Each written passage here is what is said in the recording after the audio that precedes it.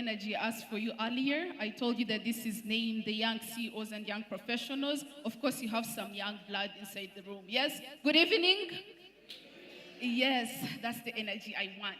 So welcome and welcome once again. My name is Isim Sabine, and I am a member of Afri-Global Cooperation Program.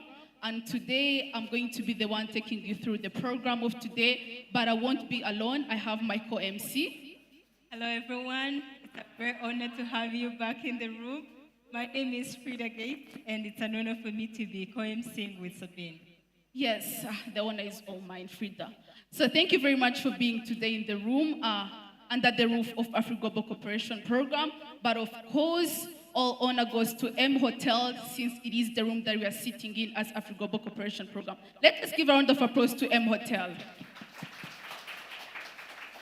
So as I started saying, this is a program that was prepared by Afri-Global Cooperation Program. As you can see on the screens here in front, this is a program, or it's an event that occurs each and every year.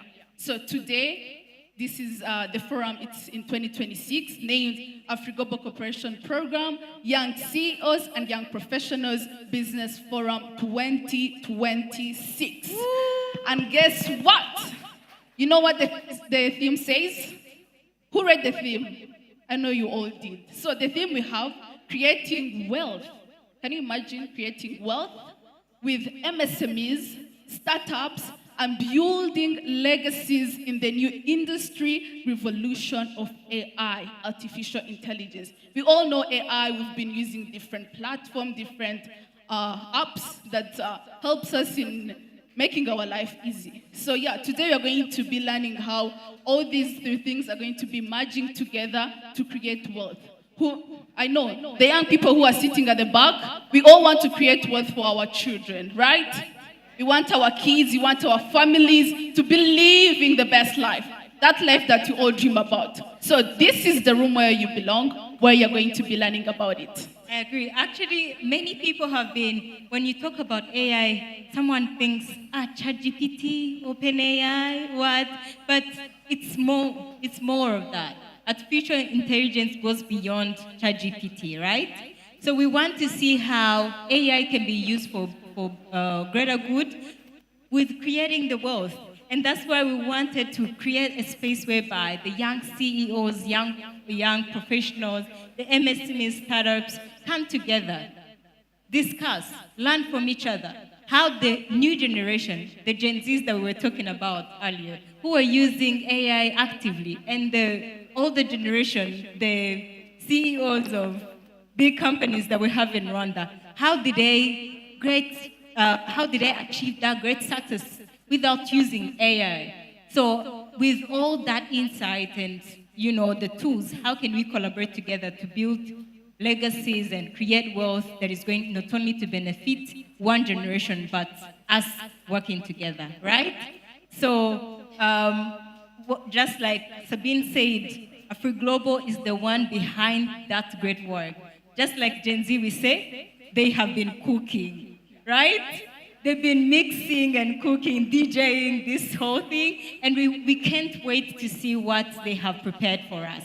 And that gives me a great honor to welcome the project manager of Afri-Global Corporation to come and take us through the topic and tell us what Afri-Global has been doing and why we should be here. We should be listening to what they have to say. And before I do that, Isaac, are you in the room? Isaac?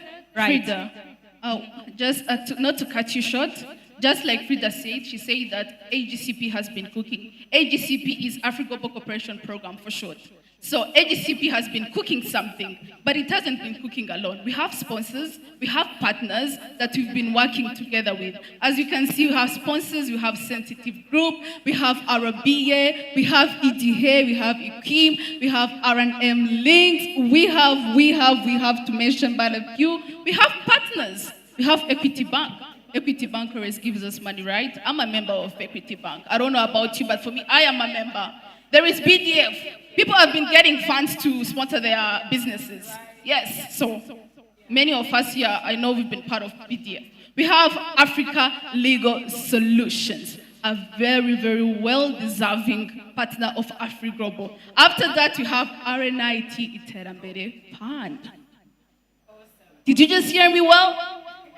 RNIT, yes, that one. And after you have Rwanda Bar Association. We are working in Rwanda, we are operating in Rwanda, and Rwanda has its own legal laws that we have to be following. And with Rwanda Bar Association, they help us with all that. After that, we have Simba Supermarket. We've been eating bread from Simba Supermarket. We've been eating some good chapatis. I know you all love that's where I shop most of chapatis. my things. Chapatis from Simba. There is also this one biscuit from Simba. It's only where you can find that biscuit. I just forgot the name, but if I remember, I will tell you well to also send you there. So yes, let's give a round of applause to all these sponsors and all these partners for being part of this big impact. I have something special that hasn't been happening. In many of the conferences, forums that you attend, you find that people who do not have the ability to hear or speak, do not have, a way to participate in events that are fascinating like this. So that gives me a space to recognize the lady you're seeing on the side, Jessica. Jessica, do you have a minute to say hi to us? Hi, good afternoon, good evening. I'm Dorcas, I'm not Jessica, but it's a beautiful name, yeah. So I am Dorcas Nashimye, I am a sign language interpreter, and I'm happy to be here with you. We have 4 colleagues who are deaf attending with you. Thank you. All right, Thank you very much. Dorcas is going to be helping us interpret, so it's a great thing that she's doing, and right after, I think it's a great time for us to have the project manager of Agcp. Yes, Isaac, the floor is yours. As he's stepping forward, let's give him a round of applause.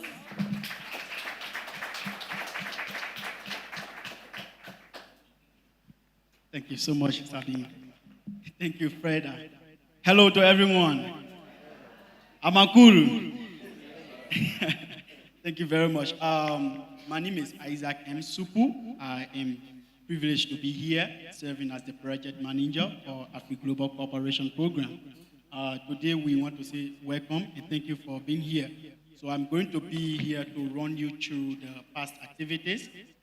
It is important for you to know that this is the second edition of the Young CEO in Business Forum. So the first edition was held in January of last year, 2025, and this is the second edition. And we hope that this doesn't stop today, or it doesn't stop anytime soon, because the future generation needs this. I believe you all believe that, right?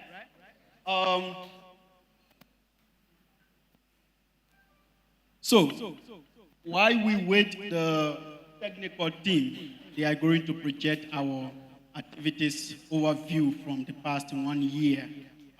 Last year, January, we were here in this same building, and we were privileged to have about 300 young people coming from across different sectors, different communities, different backgrounds. They all assembled here last year in this same exact room. And they came here. This room was very electrifying. We had people who come from agricultural sector, from the technology sector. And we were talking about quite interesting topic. So this year we have decided to draw your attention to where the world is heading to. Artificial intelligence. This is very important. And the technical team, are you guys ready? Okay. So while they are preparing, I will just run you through the presentation.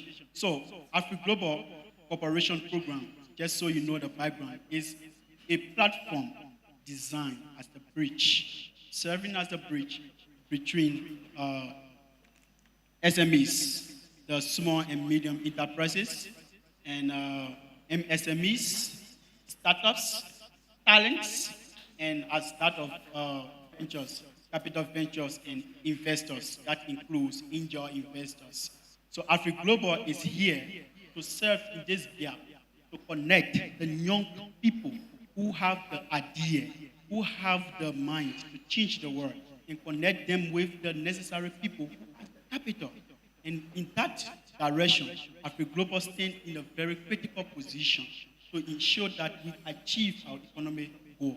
And as Rwanda is heading towards achieving this economic goal, Afri-Global Cooperation Program is here to do that for you. So this is the activities overview for our 2025 activities. Next slide, quickly. So, like I said, this is the overview of Afri-Global, serving as a social enterprise and designed as a platform to connect young businesses to the capital ventures. Next slide, please. So, I told you that this is not the first time. Last year, we had 300 young people coming together in this same room and having other partners, Rwanda Stock Exchange, Aronet, Rwanda Bar Association, and different institutions serve as partners here. Next slide, please. So, this is important for you to pay attention to. In 2025, Afri-Global Cooperation Program decided to launch the financial literacy campaign in doing the Young CEO and Professional Business Forum. And this financial literacy campaign was launched with the goal of connecting or talking to young people in various schools, secondary schools, universities, and other places to ensure that we achieve a financially equipped generation. So Afri-Global did this during the Young CEO and Professional Forum. So let's see the outcome of this launch of the financial literacy campaign. And this campaign started, it kicked off on the 20th of March, 2025. This is what Afri-Global is about. We just don't speak, but we hit the ground running. So as soon as this program was launched in March, this program got kick-started. And as you can see, these are activities from Kigali College. So next slide, please. As you go, you are going to see the activities from the various colleges around, from different polytechnic institutions, from universities, from high schools that Afri-Global has visited in the next 1 year. Keep going, please. Thank you. So this campaign was also launched on Nigoma College, as you can see here. So that is the pictorial evidence from Muzanzi College as well, from Afri-Global Cooperation Program. It is important for you to also note that Afri-Global Cooperation Program did this in partnership with RDB and other institutions that were very instrumental to achieving this goal. Next, please. Agcp joined the financial literacy campaign in collaboration with the Rwanda Development Board and RICA at Auka campus. It's a university. Do we have students from Auka? We have students from Auka. Thank you for coming. Next, please. In June 2025, Afri-Global Cooperation Program, we believe in partnership. We believe that to achieve this financial literacy goal, entrepreneurship goal, is important that we work with other people. And this is why we are to collaborate with the Rwanda Bar Association and as well as institutions from Uganda. Next slide, please. So, at Afri-Global Cooperation Program, we just do not have a financial literacy campaign. We also have mentorship for young people who are in secondary schools. These young people deserve the platform to learn about financial literacy, entrepreneurship, and other activities that will lead them to achieving a financially sustainable future.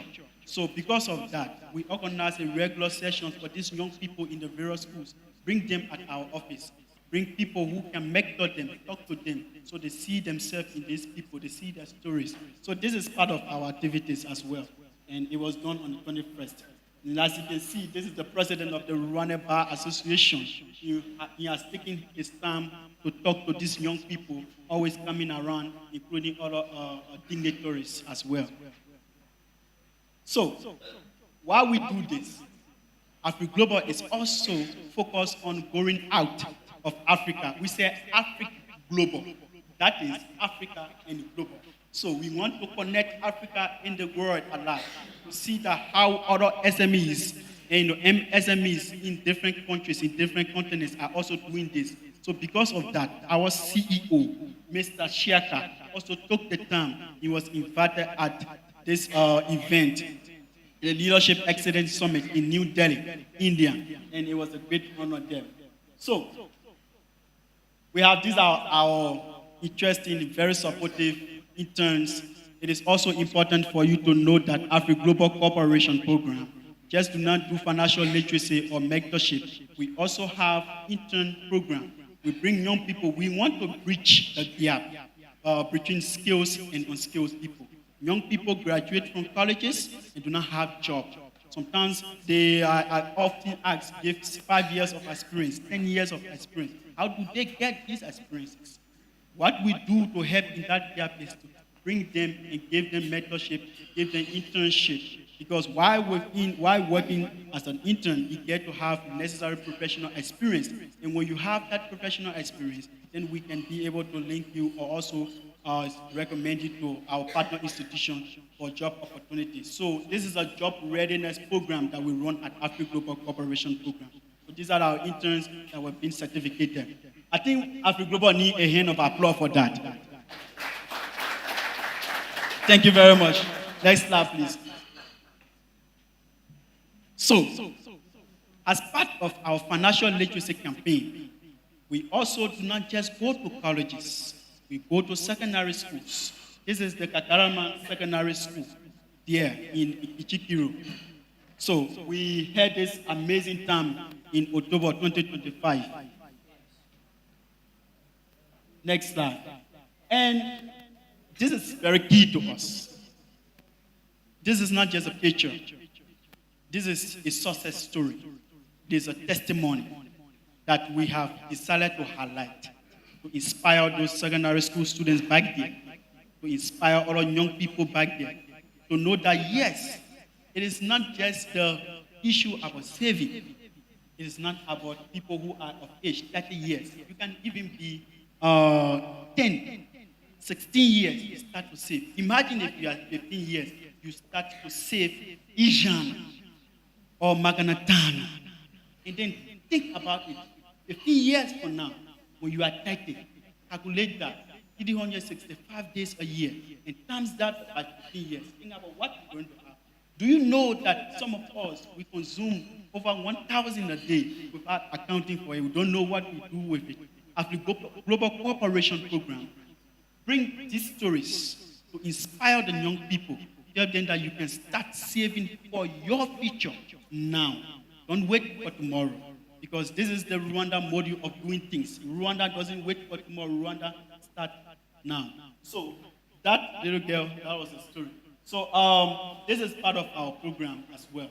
The New Generation Entrepreneurship and Saving Workshop, also organized by our interns. What we usually do at Afri-Global, those interns or young people that are interning with Afri-Global Cooperation Program, we give them the opportunity, we give them the platform to be able to organize. So we try to enhance their skills, their professional skills. Next slide. Ladies and gentlemen, at this junction, while we continue to have the financial literacy awareness campaign, while we were planning for the Young CEO and Young Professional Business Forum, we were also continuing to do the financial literacy campaign. That is to tell you that this is at the core and the heart of Afri-Global Cooperation Program. So this year, go back please, sorry. This year was done in 2026 at Gashora Girls. Just at about 4 to 5 days ago, before we came here. And it is important for me to call on the students of Gashora Girls. Please stand up. Students of Gashora Girls, please stand up. These students, thank you. You can have your seat. Thank you for coming. And thank you to the head of school as well. These students are also beneficiaries of the financial literacy campaign. And it is also important for you to know that this is a nationwide campaign. And we are not going to leave any school untouched. Every high school, every university, every technical school, every community is going to hear about the message of financial literacy, entrepreneurship, youth empowerment. So, with that being said, over the year, 1 year period, we have been able to reach a lot of people, and through our financial literacy campaign, through radio, through the different initiatives, Afri-Global Cooperation Program is pleased to submit to you this year edition, the second edition of the Young CEO and Young Professional Business Forum. You people are all welcome. You are very much welcome here. Thank you so much for coming. May God bless you all.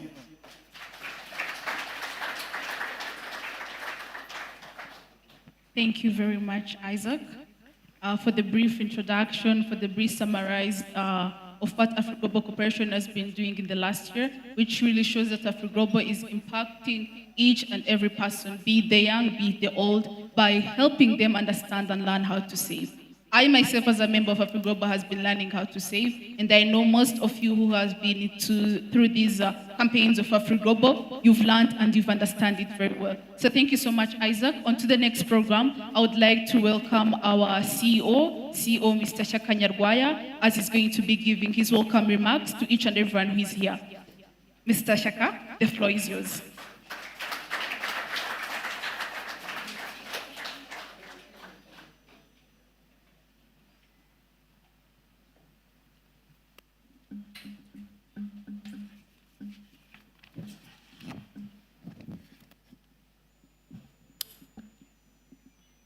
Good evening to you all. Mwiriwe muraho. Amahoro. Ko mwifashe cyane. Mu relaxing mugakeya. It's a great pleasure to be here and to have you around. The guest of honor, the Permanent Secretary, Minister of Public Service, Honorable Kerema Kabiriki, who is here on behalf of the Minister of the Public Service. Thank you so much for honoring our invitation. The CEO of the PSF, Mr. Ruzibiza, thank you so much for honoring our invitation. We want to recognize Her Excellency, the Ambassador of Brazil, who is here, and the next few minutes should be delivering us remarks. Thank you so much for honoring our invitation. It's a great pleasure to have you. We want to recognize the Executive Director of EBCR, Ms. Sharon. Thank you so much for honoring our invitation. I think I need to ask these people at least to stand up and you see them, because I know the young people need to connect with these people. The permanent. Thank you so much. Thank you. Thank you. Thank you. Thank you. Thank you. Ladies and gentlemen, allow me also to recognize the CEO of Ilembo. When we talk about AI, this is the right man. Mr. Israel, can you stand up and wave for these people? Thank you for honoring our invitation. We want to recognize Ms. Wurabyo Penny, our guest speaker this evening. Penny, can I see you and also the other people see you? You smile for them. Thank you so much. We have other guests who is around. I want to recognize you all. Thank you so much for honoring our invitation.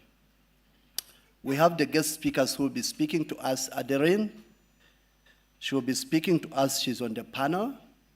We also Mugisha from the Capital Market. Mugisha, are you around? Magnifique? I think they are coming. So we are going to talk about money. I want to recognize the leadership of Gashora Girls. Can I see the teachers? The teachers of Gashora Girls. Wow. Oh my God. I need the protocol to find a way to bring the teachers of Gashora girls around, maybe one at least to be here. I want to recognize also the teachers, of course, the teacher and the students of Gashora girls. Thank you for coming. Thank you for coming. I want also to recognize the students from Kagarama Secondary School.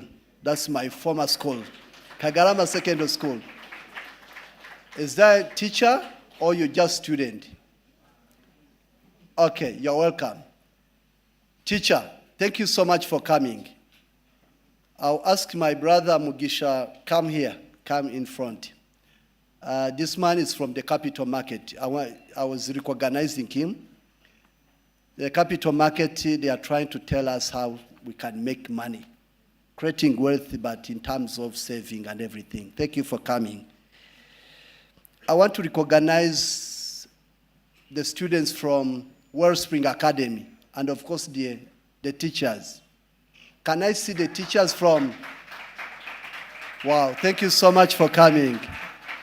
But also the students, stand up so that we can see you, because Isaac said about Gakshola, we want to see the students from Wellspring. Thank you for coming. Thank you so much, thank you. Also for Kagarama, stand up and wave for these people.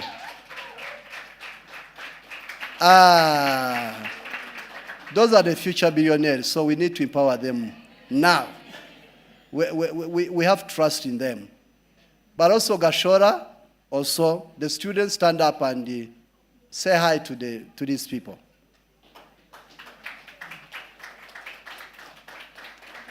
Good. Invited guests, ladies and gentlemen, thank you so much for honoring our invitation. We are so happy and excited to have you around. We are doing this to empower the next generation of this country, the next generation of our continent, the next generation of our people. That's why we are organizing annual Young CEOs and Young Profession Business Forum. Ladies and gentlemen, allow me to recognize the Ambassador of Kenya, Her Excellency, Ambassador Janet. Can you stand up and wave for these people? Thank you so much for coming. I'd love at least you sit with your colleagues, but your protocol keeps telling me that you want to sit with them. But the diplomats I know, you'll join us here. So there is a seat there. Thank you so much for honoring our invitation.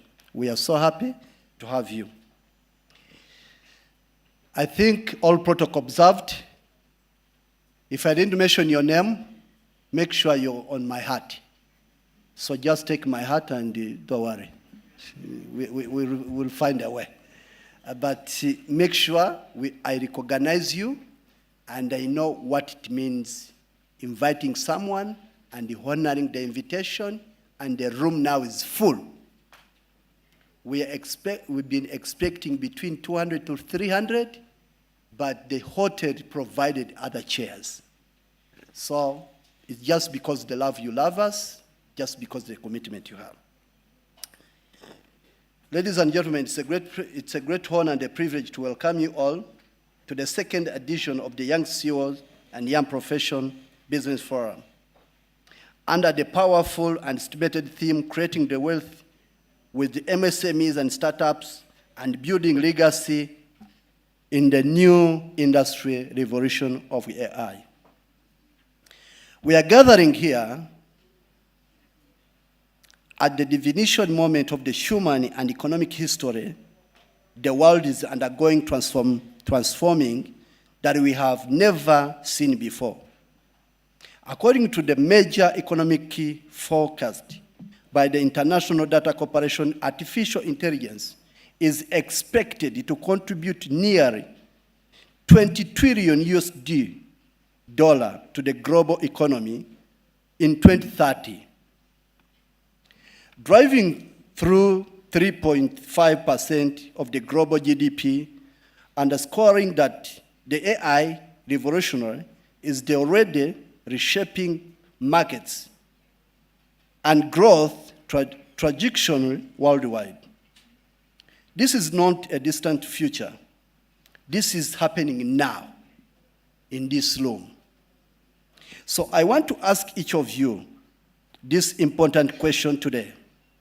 Are you going to be a part of the transformation of this country? Are you going to be a part of the transformation of this continent? That's the question I need to ask everyone in this room. Are you going to sit back and watch the world change without you? You don't want to contribute?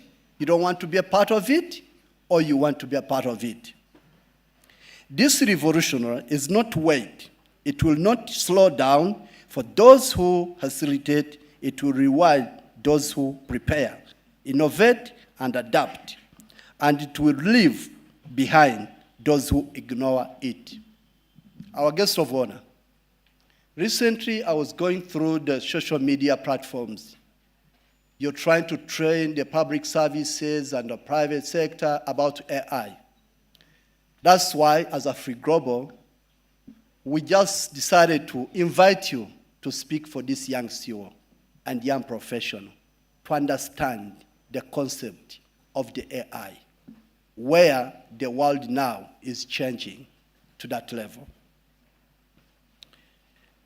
Today, more than 70% of the companies worldwide are already using artificial intelligence to improve productivity, reduce costs, expand markets, and increase profit. Business that have embraced AI are growing faster, making smarter decisions, and becoming more competitive than ever before. Artificial intelligence is no longer luxury for the large corporation. It has become a powerful tool for MSMEs and startups as well. I want to thank the government of Rwanda. Of course, the President Paul Kagame. When you see in East Africa and in Africa, Rwanda, things concerning the internet, technology, AI, we advanced to another level. So it's just because we have a good leadership, where President Paul Kagame is the president. And that's why the young people, you have a chance, people to attend, to commit their time as the Rwandans, but also we have our ambassadors also to share the experiences of their different countries, what they did. So this is just because we have a good leadership and, of course, the commitment for this country. Ladies and gentlemen, artificial intelligence is not a new idea. The term was first introduced in 1956 by scientists of the Denmark Conference in the United States. In the areas, AI was used in a simple machines that following programmed rules in 1990s. It began supporting banking system, data analyst, and industrial automation in the 2010s, which is rise of the big data and faster computing AI involved into the machines, running systems that could learn from the information and improve over the time. And today, in the 2020th, we are living in the era of generative AI, smart automation, predictive, analyst, and intelligent digital platforms. What comes in math can now be achieved in the second. What comes require large terms and massive resources can now be done small businesses with smart systems. This is why we call this moment a new industrial revolution. Guests of honor, ladies and gentlemen, across Africa, MSMEs contributed over 80% of the employment and nearly half of the economy activities. In Rwanda, 98% are MSMEs. 33% they are contributing for the GDP of this country. That's why we need to support MSME, we need to support the startups, because these are the future billionaires, these are the future people that they will transform this country.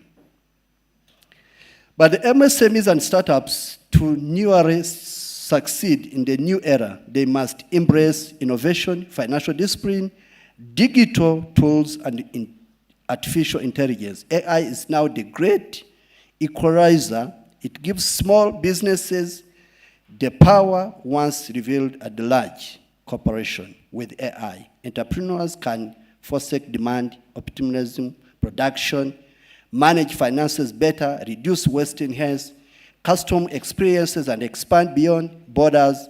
Studies show that more than 90% of the small businesses using AI report improved revenue and efficiency.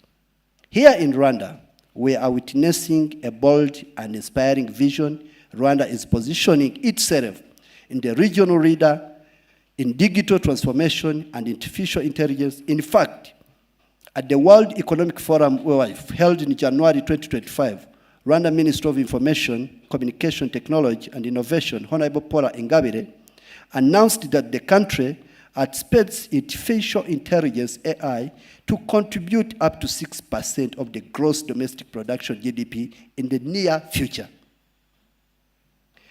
And this tells you that Rwanda is not preparing for yesterday economy. Rwanda is building for tomorrow. That's why we have young CEOs and young professionals, but also the students that we need to empower them. And MSMEs and startups are the heart of this future. However, technology alone does not create sustainable wealth. True prosperity is built on knowledge and skills. Financial literacy, ethics, leadership, accountability, and responsible innovation. Innovation without discipline creates risk, but innovation guided by the financial intelligence creates lasting impact. This is the foundation upon which Afri-Global Cooperation Program stands. The Agcp is our mission to transform lives of providing skills, financial empowerment, and access to the opportunity. We bridge the gap between the young entrepreneurs and innovators, between innovation and capital, between ambition, sustainable growth. We promote financial literacy, saving culture, entrepreneurship, development, MSME, support AI literacy, and strategic partnership in the driving inclusive economy progress. A legacy is built wealth creates opportunity.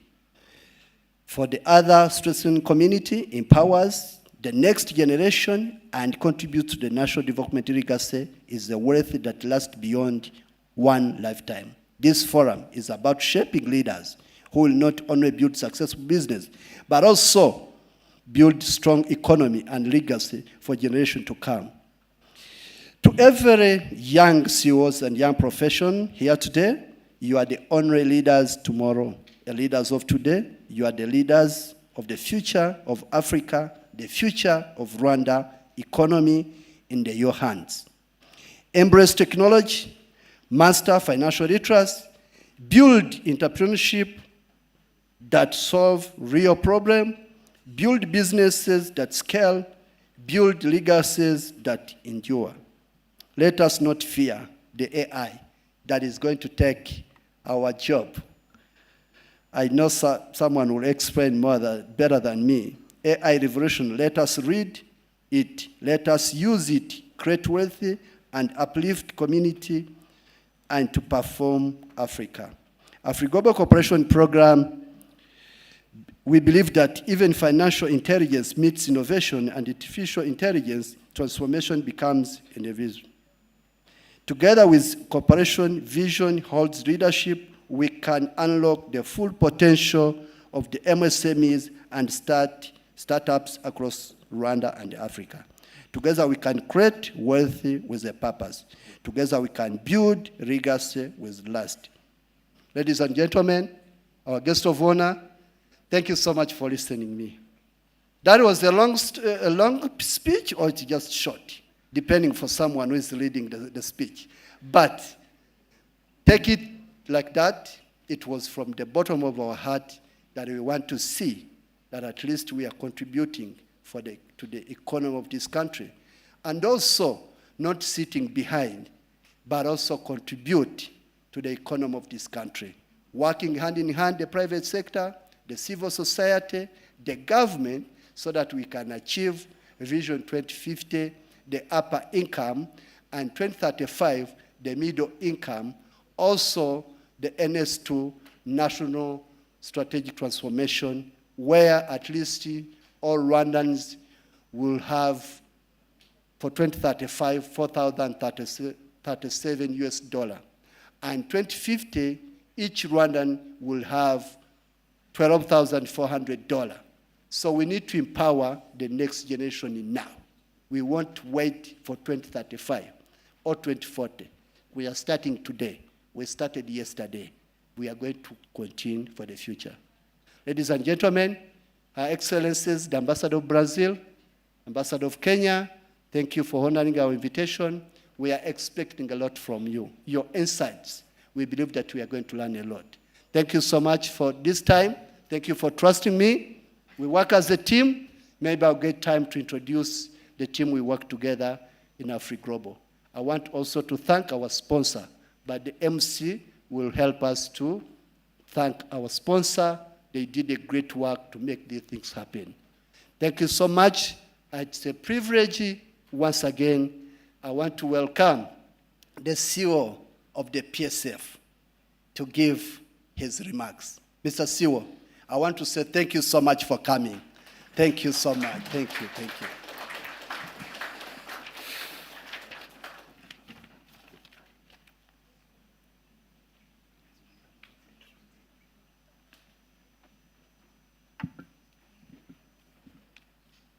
Please don't pay attention to this podium. It's making a mere giant for no reason. Thank you, Shaka. Guest of honor, government officials in the room, senior diplomats, business people, my bosses. Good evening. It's not easy to speak after Shaka, because when Shaka invites you, you have two options. You either come or he will come for you. But if I had known you have all these dignitaries in the room, I should have waited for you. Then I would say you are all covered and you have everyone in the room. Otherwise, I'll be duplicating. Shaka has said a lot, and I concur. That's what the lawyers say. When they don't have anything variable, they say, I concur. That is the easy way of detecting which lawyer is lazy. Allow me to start with the conclusion in my remarks. The conclusion I want to start with is that I'm told this is the second edition of the forum. I don't know if it is a forum or platform, but whatever the case, it is the second edition. And it is focusing on young entrepreneurs and CEOs. When your bosses and you, there is what they call motivating the staff, and everyone needs motivation. Within the powers I have as CEO of Private Sector Federation, I grant to you at least 2 awards for the best entrepreneurs in the next edition.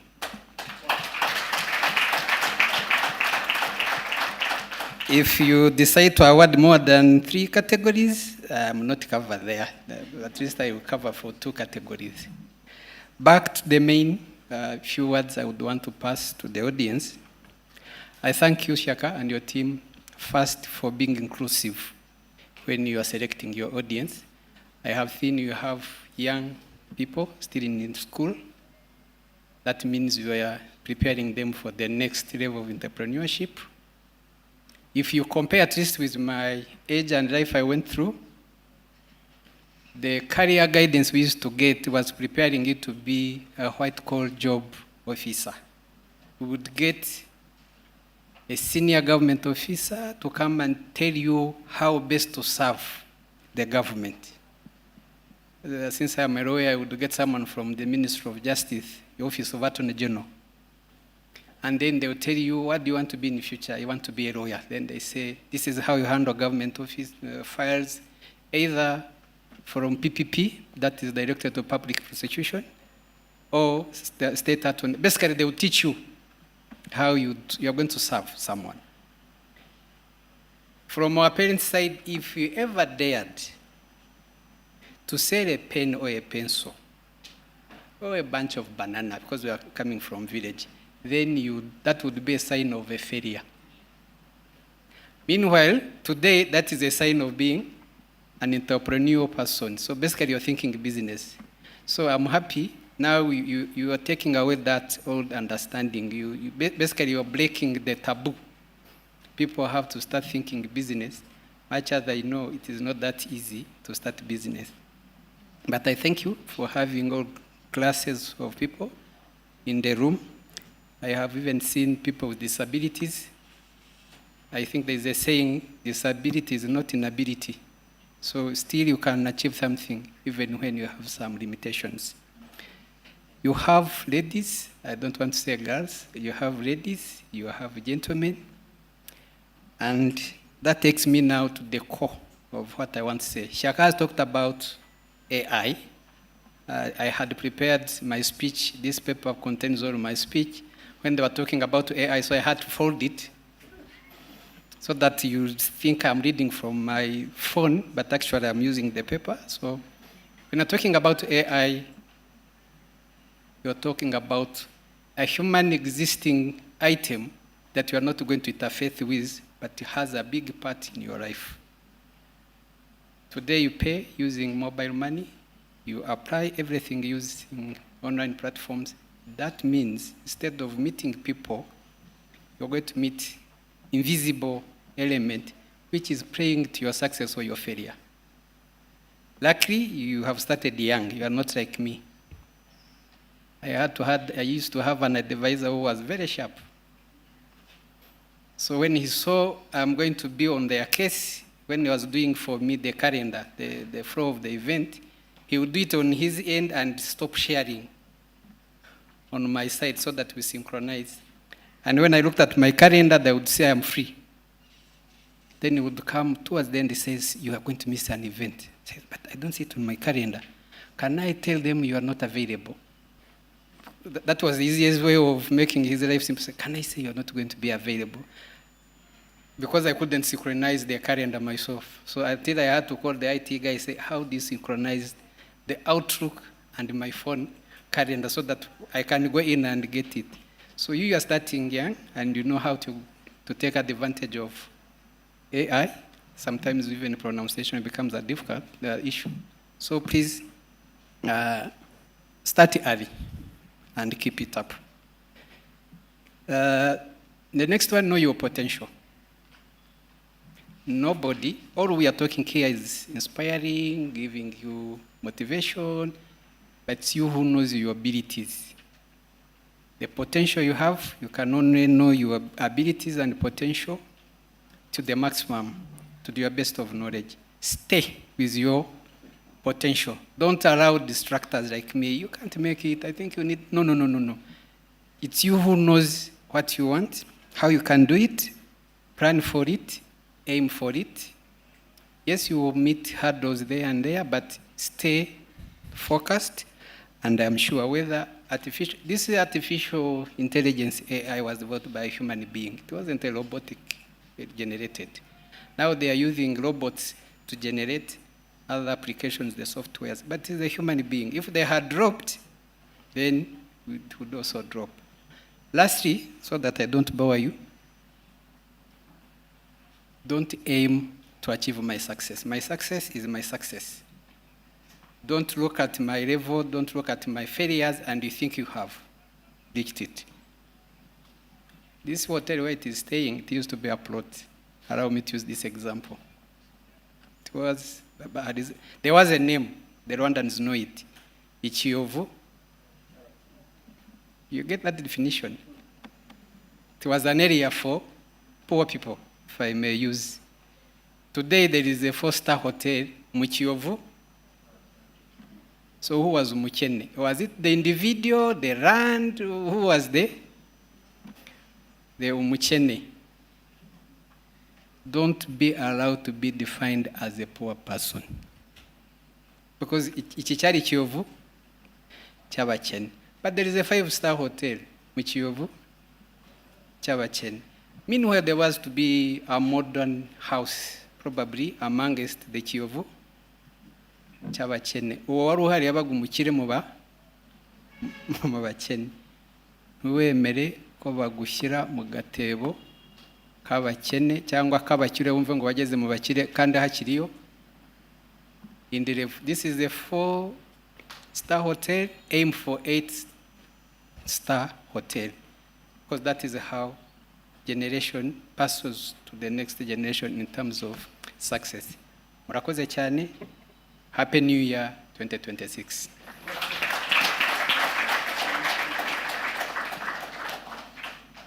Yes, yes, yes. Thank you so much. Thank you so much. He reminded us that someone else's success shouldn't define your success, right?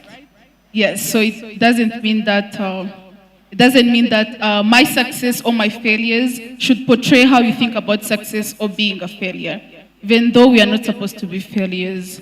So I thank you so much once again to the CEO of PSF, Freedom. We have one of the greatest companies or platforms here in Rwanda. I know you've ever tried to apply for something through the government system or anything you could be trying to apply for. Recently my car number plate wasn't on. Come on, she said her what? Okay, continue. So I wanted to know if the police has given me fines. So I had to use Irembo for me to to know what has been happening on the road. So I was able to know what is happening, and thankfully, I wasn't fined. But I did not keep on, speeding. I learned my lessons the hard way. So, and talking about Irembo reminds me that this is a space, a platform that has been creating a space for young people, young talents, to collaborate together to create meaningful solutions for the national, for the national impact. It has been not only impacting the lives of young people by giving them jobs, creating jobs, it has created solutions, digital solutions, which puts Rwanda on a great level, global level, as a country in Africa that is using digital solutions actively. So it's a great honor to have the CEO of Irembo in this room. Okay. The one and only. Let's give him a round of applause. I know most of you, the young people there behind you, wanted to see him. Yes? This is the time. The floor is yours. I just want to give you a handshake for the first time in this life. Should I miss on that? Should I miss on that? No. No, you can't miss. Let me stand here.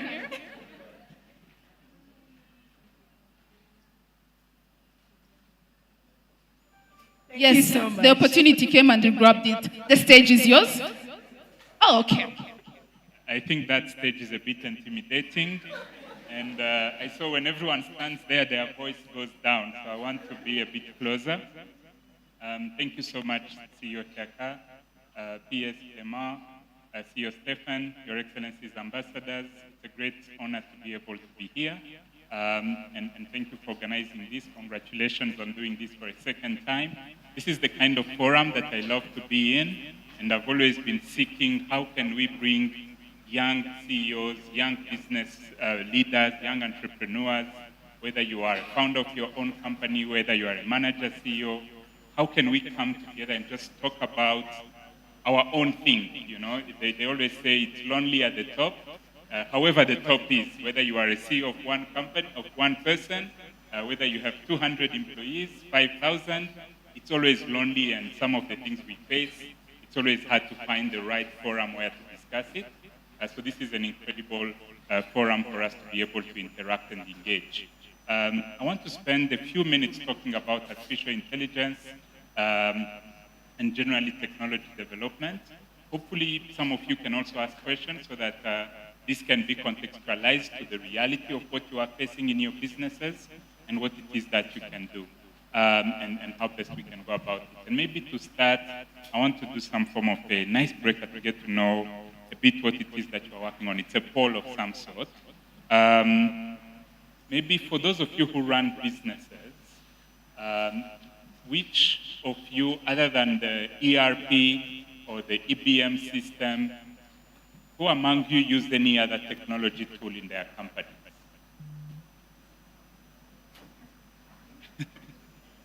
So, all of you run businesses without technology. Do you use an ERP system, an enterprise resource planning? Who has something to do inventory management? If you run inventory process management, if you do manufacturing? Who has an EBM system, at least for invoicing? The authorities are here. Please, all of you have to raise your hand. You know? But essentially, I want to be able to understand, and there is a differentiating factor if you run a business in terms of how much more you can do with technology, with your business, and how much far you can go, and what it is that you are incapable of doing. And it's very, very evident in the kind of things that we do. And I'll probably give some examples on our reality at Irembo. Irembo is about 200 people. It's a very large company by Rwanda standard. However, if you come to where we work, to how we work, we tend to operate with much, much more efficiency compared to companies of our size outside of Irembo, whether it's in banking, telco, or even other types of businesses. The kind of productivity that we have, the kind of revenue that we generate. Irembo is a private company. It's owned partly by government, and we have other external shareholders.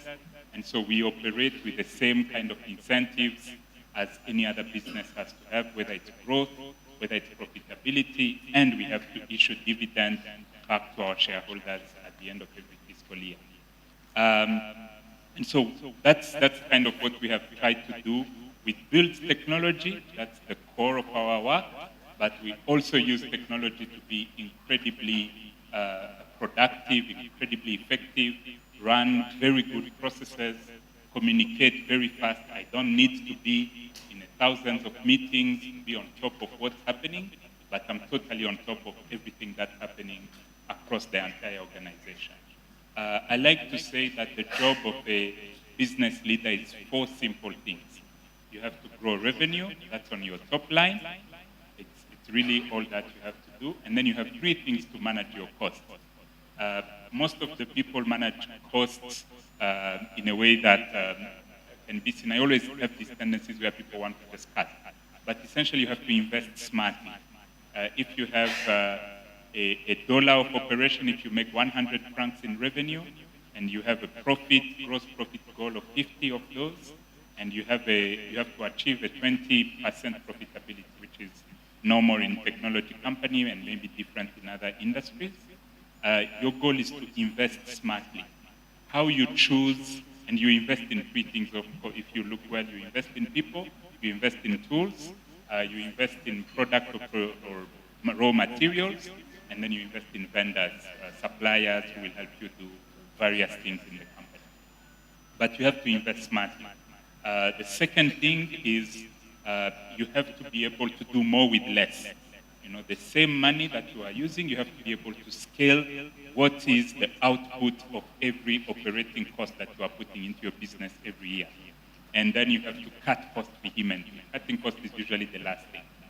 And artificial intelligence or any technology that you get to deploy in your business really has to come to apply to those 4 principles. Growing your revenue, investing smartly, doing more with less, and cutting costs vehemently, so that you are able to grow 20%, you are able to be net profitable 20%, and you are achieving what we call in technology the rule of 40 to show that you are a high growth company. And you can have what we call, in our parlance, 10 times valuation of your revenue to be able to be sold on the stock market or to a potential investor in a certain way. And so when you invest in different technology tools, that allows you to be able to move faster, to be more productive, and what it is that you can do. With artificial intelligence, and maybe if you look back at the history, we have had similar disruptions that have happened to many of our businesses. Almost all of us are being paid via electronic means, whether we like it or not, and most of our revenue is coming through bank transfer, mobile money, and so on. Very few of us are generating the majority of our revenue via cash.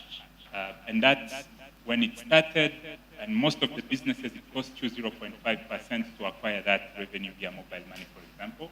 And via bank, it's probably free, but you pay fees to your bank. But it tends to create this inertia of why do I have to get that money? And 5-10 years ago, you would go to a bank branch at 5 p.m. on Friday, and every business person is carrying a mal to the bank because they are coming to deposit cash.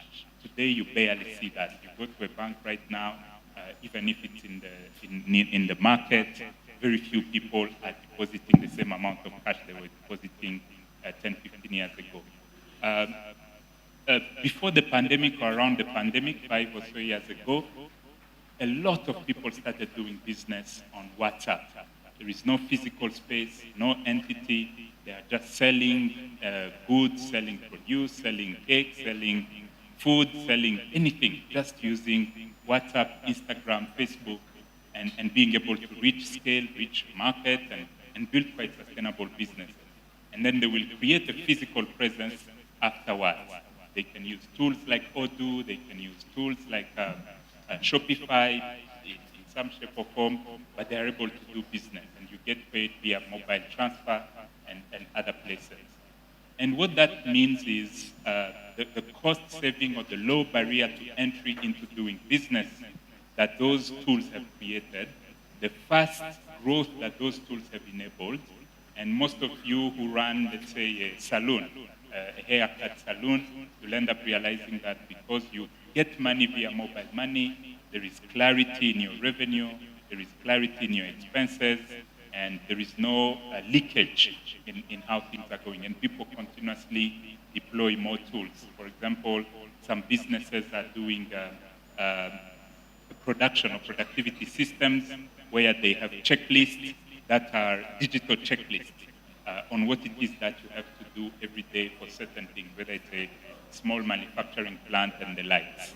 And now with artificial intelligence, it's really the next leap in that space. And it's the ability to be able to do way more, to be able to do way faster, and to be able to be competitive in the product base that you have and the product offering that you have. And I always like to look at it on productivity and product offering. That's the two areas where you can use artificial intelligence today, and I can give you some examples on how best you can think and go about that. And it really varies depending on the size of the business that you have.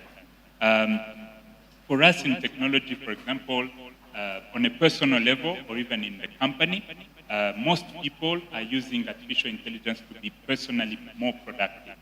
At Irembo, everyone has access to Gemini, equivalent, similar to ChatGPT, similar to Claude. And that allows them to write letters faster, to write documents faster, to do coding much faster and more efficient. The students of Gashora, Rwanda Coding Academy, are probably using some form of AI coding tool to build an application in one night. And in the morning, they can put it on the cloud, run it, and if they want, they can start charging money in that sense. So there is a way that it's improving personal productivity in incredible ways. I always like to say, since AI launched in November 2022, or ChatGPT launched in November 2022, there is never any typo at Irembo, you know?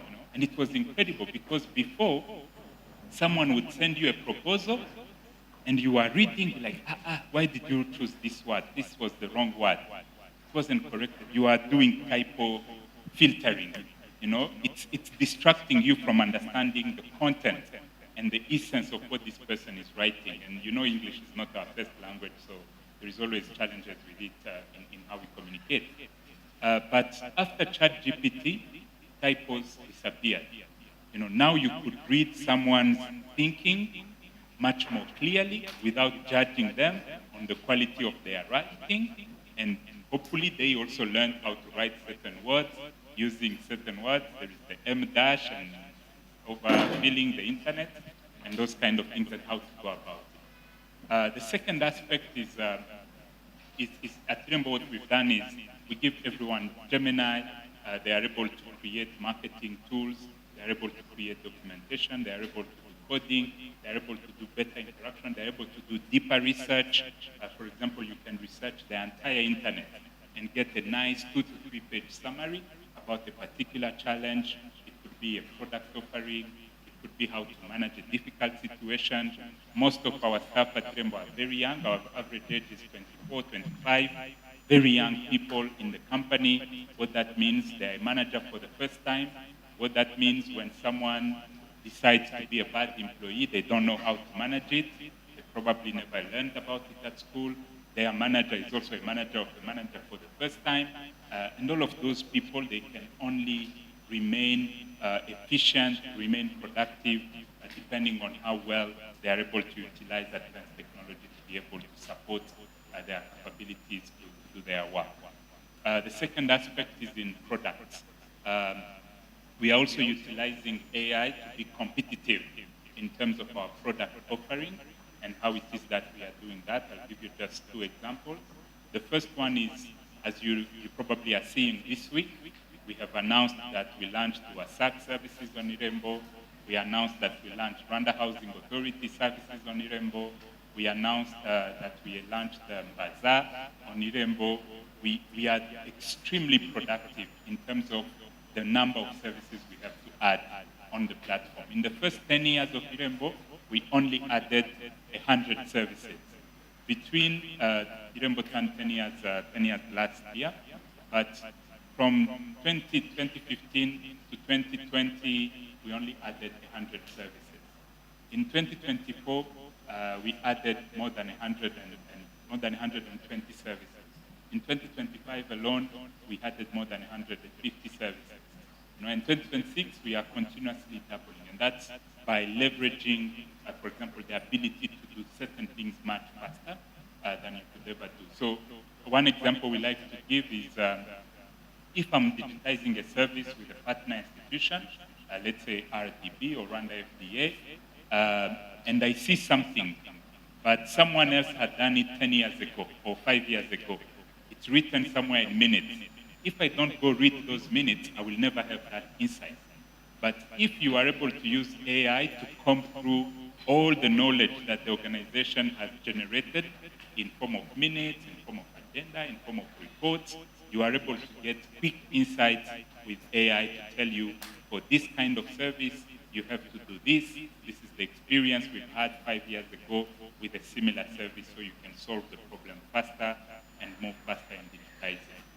So that's some examples in which we are doing. Secondly, on Rainbow, we have over 4,000 government officers who are approving. They are approving your birth certificate, marriage certificate, and so on and so forth.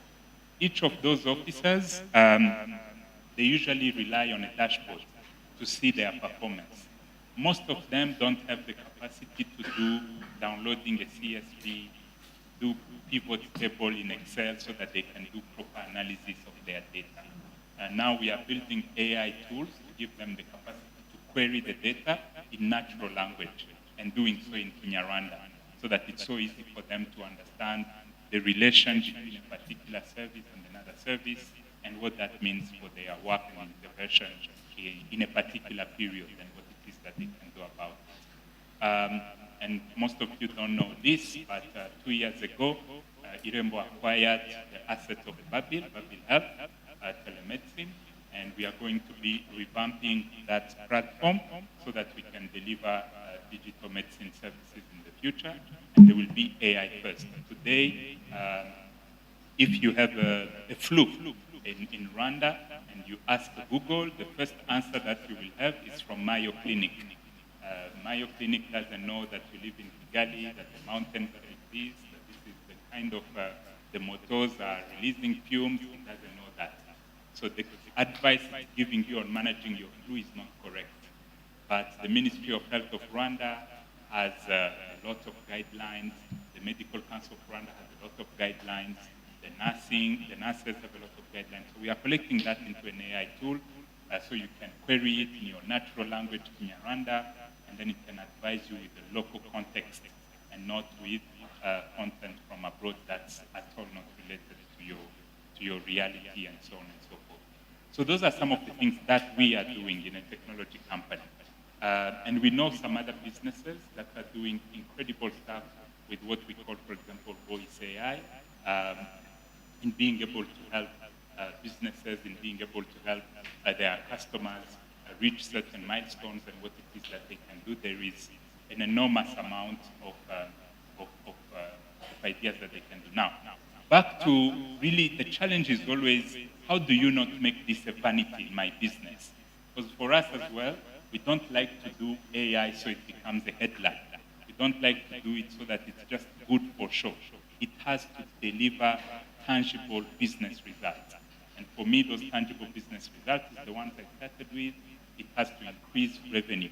And that means there has to be a real value that someone is going to buy a particular value add that your AI product is bringing or that your AI is able to deliver for you.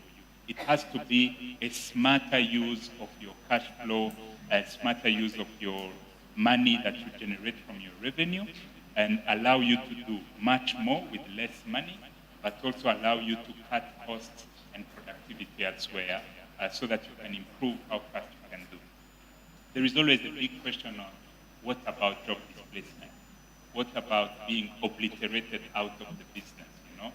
Sometimes it's not just about job displacement, it's your business disappearing because someone else is doing amazing. I was listening to a podcast around marketing firms, you know, that rely, if you own a marketing firm, you mostly rely on being creative and so on. But you can create a jingle with AI, you can create a poster with AI, you can create a campaign framework with AI. So why do you need the marketing firm in the first place? So it's really about how do you figure out the right ways to remain competitive. Just like how today you cannot run a business without a Google Map link, you cannot run a business without a WhatsApp phone number, and you cannot run a business.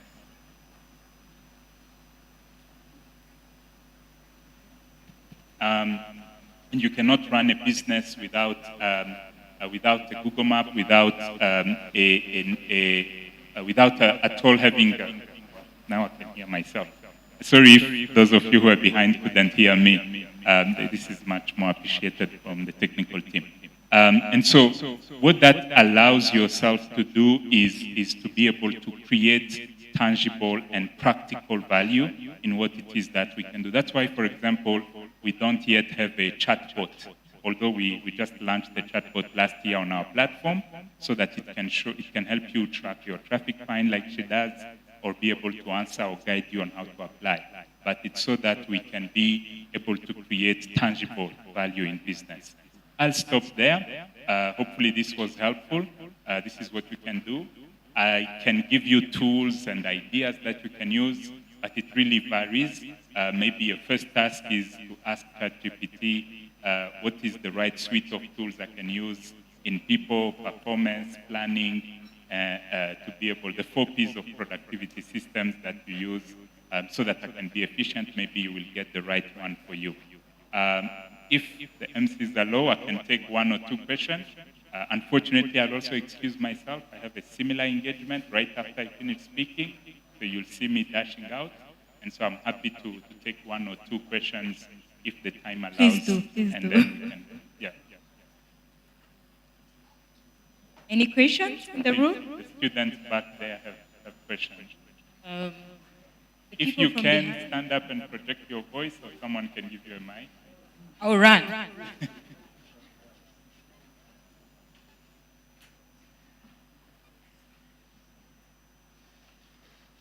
Thank you very much. My name is Karamjie Kasestrela. I am a student at Gashora, and I would like to ask a very simple question. So you've been encouraging us to use AI to help us in our businesses, our studies, and everything else. But I have a question. So these few years, AI AI has not been the problem, rather how people are reacting to AI. So I have a question. How are you going to make sure that AI still makes work easier for people, but does not create a sense of over-dependency?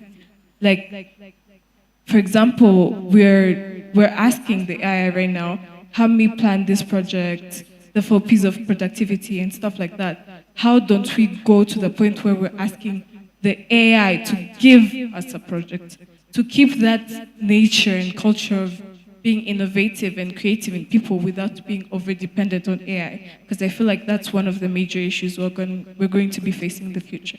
Thank you very much. Thank you so much. I'll take 3 Any other questions question? and I answer them at the same time. Oh, thank you very much. I am James Nyamuru from RP Tumba. So I'm here, I'm so very excited to be here with you. I have a suggestion to you. It's my dream when I was young. I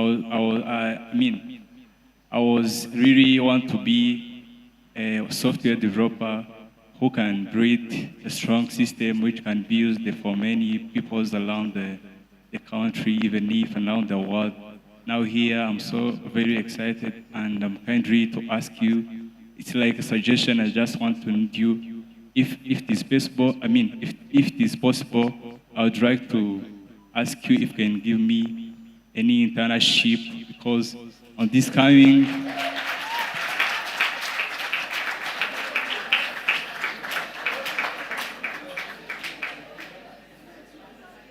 it's like a suggestion. Kindly ask you a suggestion, and also at the end of this meeting, I'll try to take a picture with you, take your number as well. Thank you very much. I will be happy if you accept my suggestion. Thank you so much. Thank you so much, everyone. The question. Sure, maybe one Do more we have question. any other question in the room? All right. I think it's only one question. Due to time, we'll be rushing, and he will answer the questions. Thank you. Hello, everyone. My name is Bahali Ruth, and I am an artist entrepreneur. And my question, since we're all young leaders and business, oriented people, I would like to ask you, what is that one significant mistake that you made in the past that actually helped you be a good leader you are today? Thank you so much. Thank you. The people at this table have a question, and I will allow the interpreter to interpret it, and then you answer them all together. Sure, Thank you. sure. Yeah.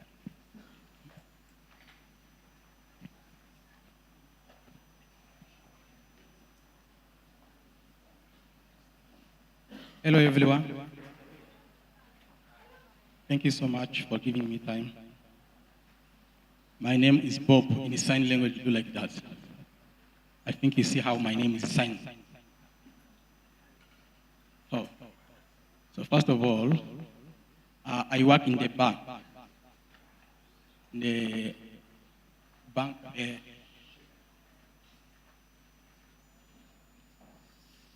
Zigama CSS. I'm finance in that bank. I want to thank you, all of you. I want to thank you very much, Shaka, for inviting me here. I'm very happy to see this meeting is becoming inclusive, and you have invited the deaf and the interpreter. It is very important. And this made me be so happy. But we have, as people having disability, they have to know what about the AI, because they don't have much more information about the use of AI. I'm requesting you, in the next time, to invite more people with disability so that they will respect the inclusive. So, and you share ideas with those people with disability. So it will be better if you invite more people in the different activity to work together with the government, saving policies, so that they can have more information about them. So thank you so much for giving me this time. A round of applause to all questioners. Thank you. Thank you so much. I'll take 1 or 2 minutes to answer. My friend who just asked for an internship, I'll give you my business card, and yes, we will take the picture together, and we'll become friends. As for, you asked a very, very incredible question on AI over dependency, and to be honest, that's the first problem we saw in our workplace with artificial intelligence. And the first people to fail after ChatGPT launched were people who didn't apply critical thinking, were people who outsourced their thinking to artificial intelligence. And this is a tool, that allows you to be more productive, to ask smarter questions, to get better insights and content and context, to work faster and more productively, but it doesn't think on your behalf. The way AI is built in itself, it's just to predict the next word. It's just to predict what happens next. It's not smart, it doesn't reason, doesn't think, it doesn't do any of that. It's a prediction model, right? And that prediction model increases its capability to succeed based on your ability to prompt it, to question it, to follow up on it. So your critical thinking is what will make you stand out among all the people who use it. All of us here probably have the same type of smartphones, right? The same latest iPhone. But the way, the difference of how we are productive is very different. But we have the same 512 GB, the same processor, the same WhatsApp, the same Twitter, the same Google, but we are productive differently. And that's because we apply our critical thinking to the use of technology very, very differently. And I think in the new world, especially for those of you who are going to go to university soon, who are going to come in the employment world soon, who are going to start your own business very soon, that's what will make you stand out. It's your ability to think critically, because all of us can now generate a business plan in 2 minutes. But your business plan, and I'll tell you, I've been hiring in the past few days, and I give a case study to everyone who I'm hiring, and I ask them usually 2 questions. One question is on your opinion about the topic, regardless of where you work. And then the second question is usually about that now on the job you are applying for. And what you see, everyone answers the same way. The answers are totally the same. So they all copy-pasted our case study, put it in an AI chatbot. But the difference becomes on who asked a better prompt to the AI. Because we write the disclaimer. We say, we agree that we will use AI to answer to this question, but what we are looking for is your critical thinking. May the AI help you write clear, succinctly, sharp things, but your critical thinking is what matters. So I totally agree with you in terms of over-dependency and the likes. And it's really not even over-dependency, it's really a poor application of critical thinking across the board in being able to do so. And that's what will make some stand out and others not so much. I think the mistake, maybe let me close with that and speak on AI for people with disability. As CEO Shaka said, AI is the great equalizer in some shape or form. Technology has always been. When the iPhone came, you can do dictation. When the iPhone came, you can use it if you are blind. On Irembo, for example, we have a scoring mechanism on our platform on how accessible our platform is on the website, because the designer will design a title, and then they will put the title in heading 3. Then they design a small title. They put that small title in heading 5. If someone is blind and they are navigating the website with a screen reader, they get confused because they are like heading 3, service z'umuryango. Then heading 5, like, what's going on? They are unable to navigate the website. So we score ourselves on our ability to build a platform that is friendly for people with disability. The mobile app is much better. On the web app, we still have a way to go. But what that shows you is how do you make how do you make our products, our systems be much, much more accessible for all.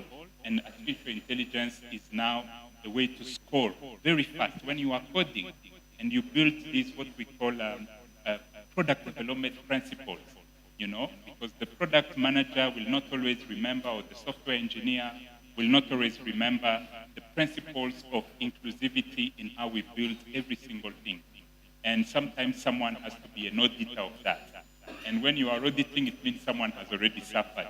So how do you do that from the get-go in terms of how you build? And that's something we do very intentionally.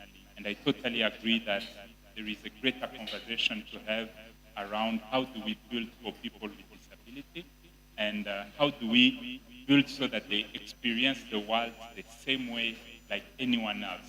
And that is a tremendous opportunity that we have. You can think of architects building buildings so that they can know ahead of time, and it's not a last-minute fix that they have to do because it's required by law. But if they are building a building and they feed it into an AI, it can already tell them how to make it very accessible for everyone, and so on and so forth. And those are some of the things that can happen in some way. For mistakes, she asked about mistakes as a leader. I think if you are a leader like myself, mistakes is common and current. I think every day, every week, every month, you are taking risks. You are betting on people who turn out to not be great. You are deciding to use a tool that turns out to not be great. You are investing money in something that turns out to not be great. You learn by mistakes. I think what happens is how you can do. I don't know if I have a greatest mistake I've done. Otherwise, I wouldn't have my job if I had done a greatest mistake. So I think it's always on a regular basis. It's this whole idea of fail fast, and then recover and get to learn as fast as possible so you can allow yourself to do more. And especially in technology, it's very new, especially with AI. You don't know what it is that you have to put out there, and so on and so forth. So it's all about proactivity and how you get to do things much more efficiently. That's really what I can advise you. Most of us tend to be self-retaining. Most of us tend to be very slow to act. Most of us tend to be in analysis paralysis, where we are overthinking everything. But it's really take that bold step, make that investment, you know, make that ask like you just did, and favor the bold, essentially, you know. And there is so many people who want intentions, but he was bolder and probably he will get it. And so how do you do that in all forms of work and engagement? That's all I can speak on. I appreciate you all for having me. Thank you for paying attention and listening. Thank you again for the invitation. I look forward to keeping in touch. I'm very accessible and available, be it on LinkedIn, be it on Twitter. Do not hesitate to reach out to me. I take time to respond, but I always respond. I very much appreciate you all. Have a great rest of the day and event. Thank you. Another round of applause to the CEO, Irembo. Since this part did not clap well for him, as he deserves, I want to make you clap for him. Personally, I want you to clap for the CEO of Irembo, this part. Thank you so much. From what he said, do not over-depend on ChatGPT, right? Tell your neighbor, do not over-depend on ChatGPT. Be proactive, but don't use ChatGPT a lot. To yourself also, tell it to yourself. Thank you so much, the CEO of Irembo. We are again, happy to have our sponsors in the room, and we couldn't have these amazing, inspiring speeches without having sponsors like Sensitive Group, RBA, EGH, Equim Energies, R&M Links, Mr. Real Estate, we are so honored, and we can't thank you enough for creating this space, working with us to make this happen. Thank you so much. Sabine, what do we have next? Yes, thank you very much. Before we continue to what you have next into the program, every sector in this Rwanda was represented. We have guild presidents from different universities. I would like to request them, if I mention your university and you are the guild president of that university, I'll please humbly request request you to raise up and just give us a hi. Hola. So we go. I would like to give a warm welcome to the Guild President of AWUCA. Guild President of AWUCA, is he in the room? I think he stepped out, but he's here. The Guild President of ALU, African Leadership University. Yes, that's my president. Yes, give him a round of applause. If the one from AWUCA returns to the room, we'll also give him the respect that he deserves. So thank you very much. We're in the Young CEO and Young Professionals. Everyone wants to be a CEO and will not own a business. Some of us, we want to build careers. Some of us want to be diplomats. Yes? Yes. So me as a person who is into the diplomatic world, on a daily basis, it's a very great honor to see the ambassadors in the room, and most especially, they are female. So, which means they really motivate me. When I see them, I be like, so when I see them, I be like, yeah, that's where I deserve to be, So they'll be motivating me every day. So thank you very much. I would like to give a warm welcome to Her Excellency, the Ambassador of Brazil. When I talk of Brazil, you understand the vibe. Brazil. Yes, the stage is yours, Your Excellency. Yes, you can go there. And do you know any Portuguese? Yeah, I know how to say thank you for being here. It's obrigado por estar aqui. I don't know if I said it well. Thank you very much. Thank you all. What a pleasure to be here. I should be speaking a little bit of Kinyarwanda, but I must confess that I don't manage. So if you wanted to be much better than me, you can tell me boa tarde, that's in Portuguese. I will give you a second chance. Boa tarde. You are wonderful. Thank you so much. Well, all protocol observed. I'll go straight to my audience here. I want to talk to you. Of course, I'm very honored and happy to be here.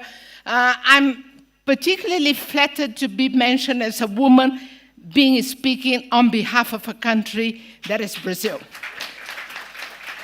And I must start by this, because leadership and role models is something that it was not proper in my age when I was in your position.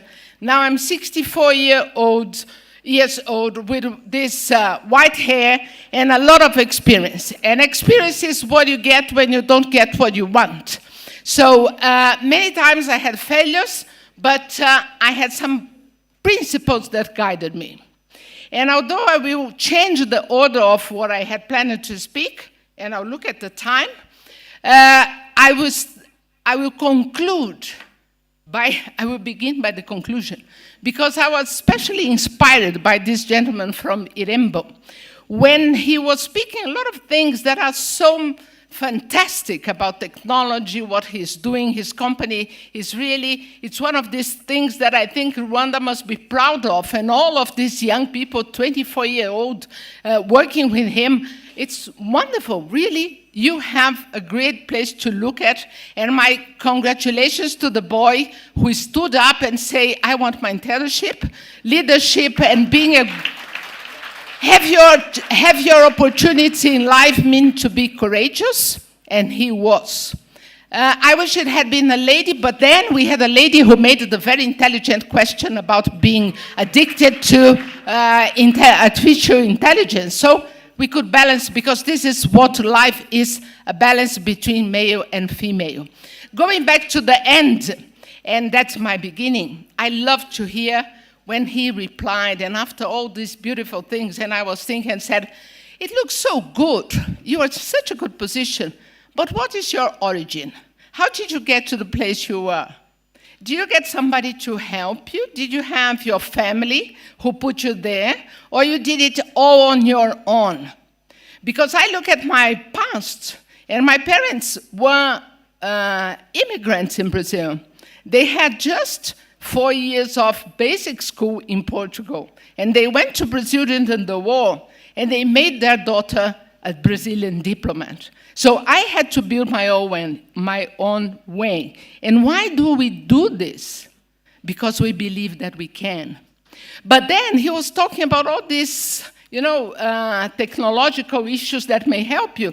And then at the end, he mentioned what is the most important thing. You have to have critical thinking. The internet, the artificial intelligence is going to give you the best way. You must read and say, this is shit. This is nothing important. They give me wrong information. This is crazy internet that we know. It's based in fake news. So first and foremost, for us to start, be clever. You have to try. You have to give yourself a chance to make mistakes. And don't look at others, what they are doing, because others may try to bring you down. And the point is, I will make it. And particularly you girls, stand tall. We are not less than anybody, but it's exactly the opposite. We have to be twice as good as the men who have already got the natural way of being leaders.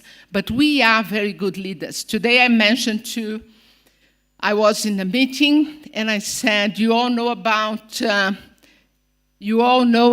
the war between Ukraine and Russia, and it was developing over the years, and then all of a sudden Russia invaded Ukraine.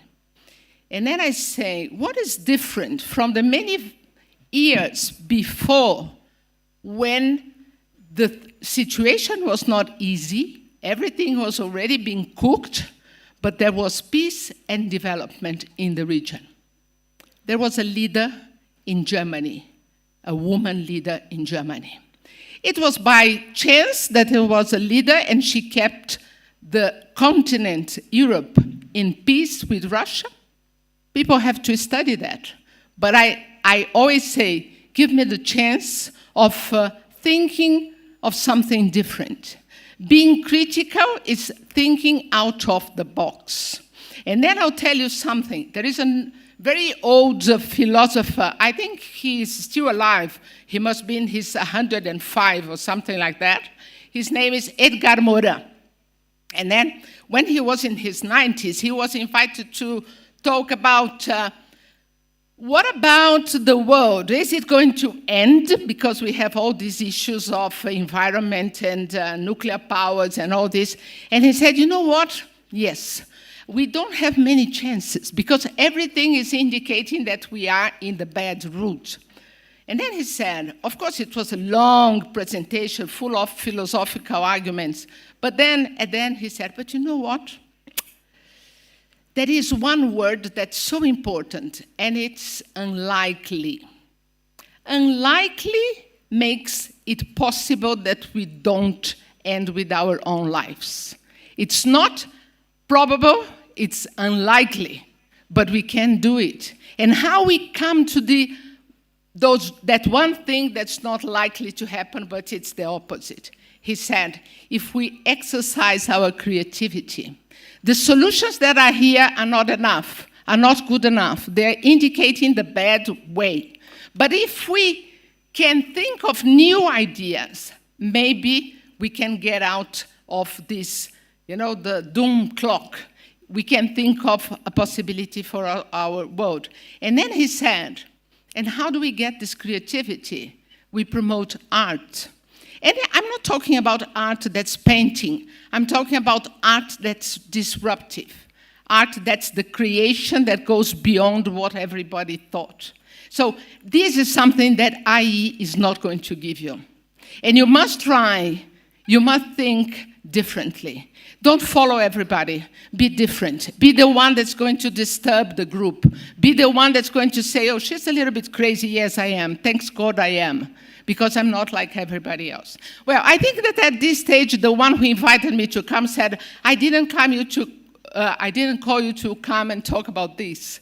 I invited you to come and talk about Brazil's startups and SMEs. So I will go back to my role, and now I will behave. But as I always say, I want to be disruptive. I want to do things that people don't think I'll be able to do. Because even when we are particularly when we are in leadership, our main talent is not really what we do, our capacity to do things. I think the main feature of a great leader is to assume responsibility of doing mistakes. And so as I see myself as a leader, I take the risk of coming to an audience like this and talking something different that people were not expecting. You can judge. I'm happy with the way I did. And I think I'm honoring the position of women who are trying to have a voice. Having said that, let me come to Brazil. Having said that and spent quite a lot of the time, let me talk to you about Brazil. I'm the ambassador of Brazil. Brazil has just opened an embassy here. It's the only embassy in Africa that we opened during this third term of President Lula. And why are we in Rwanda? Because we think this country has a lot to share with Brazil. I think your resilience, the things that you have been doing over the last 30 years is something to inspire all of us, and I'm doing a lot to bring Brazilians here to see what you are doing. More than taking you to Brazil, what I do want you to go, but I want Brazilians to come and see what you are doing. I think we can do things together. And when it comes to the area of entrepreneurship, small and medium enterprises and micro enterprises. In Brazil, we have, of course, micro, small, and medium enterprise. But medium enterprise in Brazil are already too big. What we have, and I will go to the other point, is the opposite. We have developed a system where one person can be an enterprise. And it makes a lot of sense. That makes that 90 to 98% of enterprise, 90 to 98% of enterprise in Brazil are either micro or small enterprises or one-person enterprise. Imagine the size of Brazil, and we have this huge number of people doing their own business. Why to be one-person enterprise is efficient and is good? Because we develop a system where legal, bureaucratic, fiscal systems can be made easier for that one person that is leading the business as an entrepreneur, not as a person, as an individual.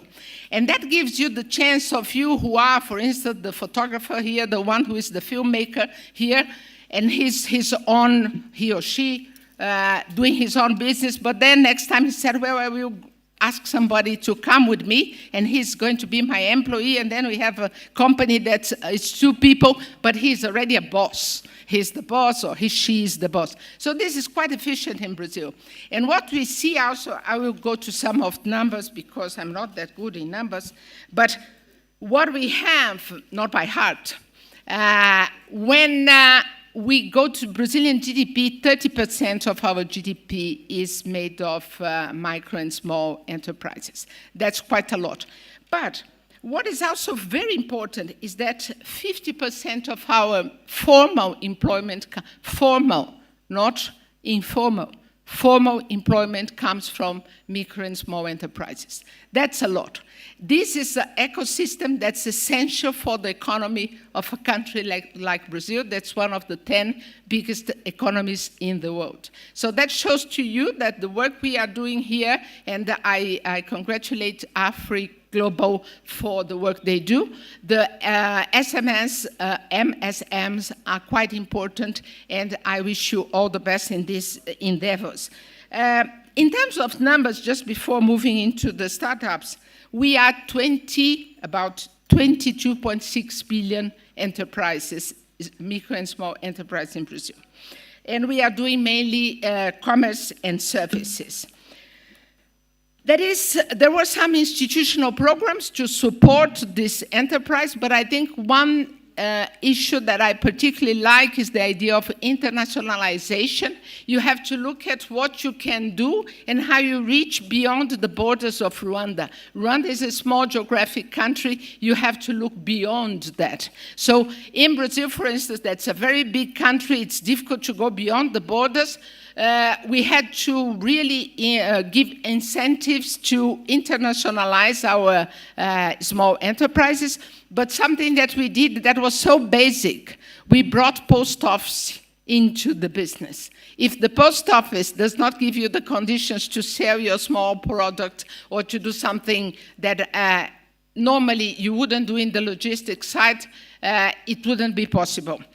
Let me quickly move to the startups ecosystem. I had to study a little bit because this is not my business, and I was really surprised and happy to see that Brazil hosts the largest and most dynamic startup ecosystem in Latin America. And it's one of 25 countries that are leading this system. You say one of 25, if you are the 10th or the 9th economy, you are not doing that good. Yes, we are not doing that good, but we are definitely leading in Latin America, and for us, this is important. But we had, up to now, we have about 14,000 startups in the country, and we had 18 unicorns. 18 unicorns. One of that is food. That was, it's quite important. It's called iFood, and it was bought by Capital Venture International Capital. During the COVID, they just became huge because now everybody gets food from, they don't cook, particularly in big cities. So they really became huge. And then we have another one that's New Bank, that's a bank, that it's a digital bank. They don't have their physical agencies, and they are now international. But these are just some. Of course, I can share afterwards some information on that, but what I think it's important is that being this quite strong ecosystem for startups in Brazil, maybe we have things to share. And after this meeting, I will be glad, for instance, to see how our events, because we are hosting in Brazil some of the major events in Latin America, and not only regarding startups. And one of the startups that may be so familiar for you, and maybe for some of you, because that costs money, and I don't assume that everybody that is here has money for that, but a big startup that we got, it's the one that makes electronic games. We are quite strong in that, for instance. We got the talent and the creativity and the, let's say, the young generation. They are the ones that are making these matches, these games. But then once I was talking to one of these guys and I said, but how come that you have the stories to put into the match, into the games? And then he said, I read. I said, so you seem to be so careless, you seem to be so not connected to the reality, but you are reading. He said, I'm reading things like literature, old literature, but I'm also reading about history. So he was telling me lots of things because I need content to put in my games. So I'm going to finish now. What I must say is, at the end of the day, we must always study. We must all believe that we have the responsibility to take care of our destiny. And to take care of our destiny is not to be lazy. Not to be lazy at all. It's so easy just to be sitting calmly with an internet, and that's not the way for us. If we want to be leaders, we have to take the responsibility of moving ahead and doing our own history in the best way we can. Of course, when we have a support for the family, of the environment, some public policies, it helps. But there are some stories of those who succeed just because they firmly believe that they were the elected ones to succeed. And I wish you all this, succeed. Thank you. Thank you so much, the Ambassador. As someone who is very passionate about women's leadership, to those who know me, they know Frida Gates with women's leadership. It's a ride or die. Is it ride or die? We know where you lie. Yeah, so it's a great honor for me to hear from you and to know that actually I am inspired. I know that I'm not too late. You know, there is no time that you are too late. By the way, Sabine, hujambo. Si jambo. Kwani nakuona mbona uko hapa? Kwa nini umekuja hapa? Niko hapa kwa hafla. Period. We are learning languages in this room. And if you didn't hear what we said, we were selling you in dollars. So we were bargaining. I'm lying, I'm joking. We are talking about Agcp and why she came here. Of course, we needed to brag a little bit that we know Swahili. And that gives me a great privilege to welcome, ladies and gentlemen, guess what? We do not only have the ambassador, who is a female leader in the room, the ambassador of Brazil to Rwanda. We also have the High Commissioner of Kenya in Rwanda. So a round of applause as we welcome the High Commissioner of Kenya in Rwanda, Janet Oben.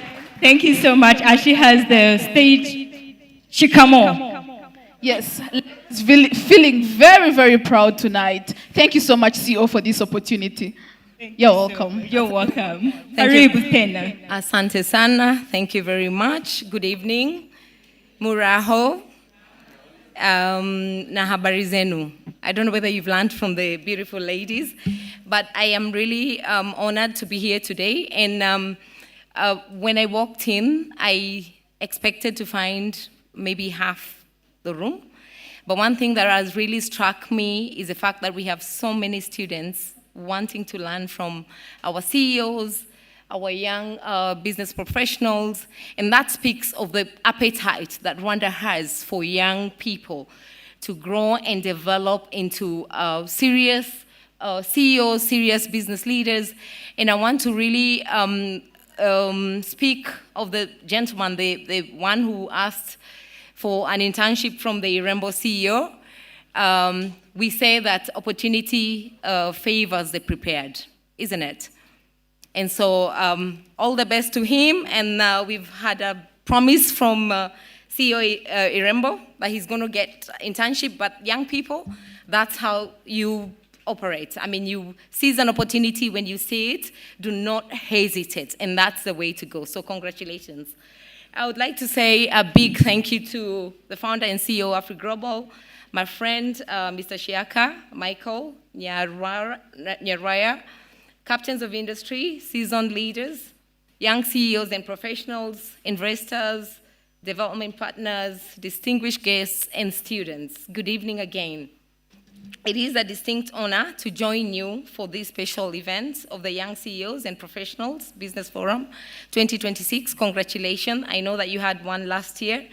I am delighted to meet and interact with all of you, and I'm hoping to find time later to just, get to meet and share Kenya's story with the young people, young CEOs. Kenya's backbone is made of SMEs. It's 98% of our economy and 34% of our GDP. So it's really good to see, Rwanda also,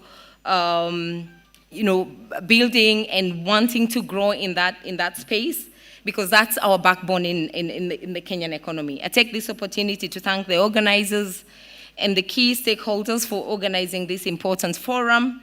I highly commend this initiative that seeks to bridge the gap between emerging business leaders and established economic actors, while fostering an ecosystem where innovation, mentorship, and sustainability thrives. I note that the first edition of the Young CEOs Forum and Professional Business Meetups was launched in 2025, where participants were equipped with tools and knowledge necessary for making sound financial decisions and building profitable, sustainable businesses. And therefore, I would like to commend the leadership of Afri-Global Cooperation Program for their commitment to create awareness about, among young entrepreneurs in their communities and empower them with necessary tools to thrive on their entrepreneurial journey in Rwanda and across Africa. Kenya and Rwanda share cordial relations, mainly centered on political and economic cooperation. We collaborate in many areas, including trade and investments, and we're going to be having our Kenya Pipeline Corporation here next week on Tuesday. They have an IPO that's coming up. We would like to invite you to join us in the road shows. We have meetings with government and investors at Serena on Tuesday in the morning. It's an IPO for investors, and I'm sure many of you would be interested to take part in that. And in this regard, a number of Kenyan companies have found a home in Rwanda for business opportunities. We have the Equity Bank, we have KCB, that's BPR, Kigali Paramount Hotel, Kigali Serena, among others. I take this opportunity to encourage you to collaborate with these companies and other like-minded entities in sharing enterprise and mentorship.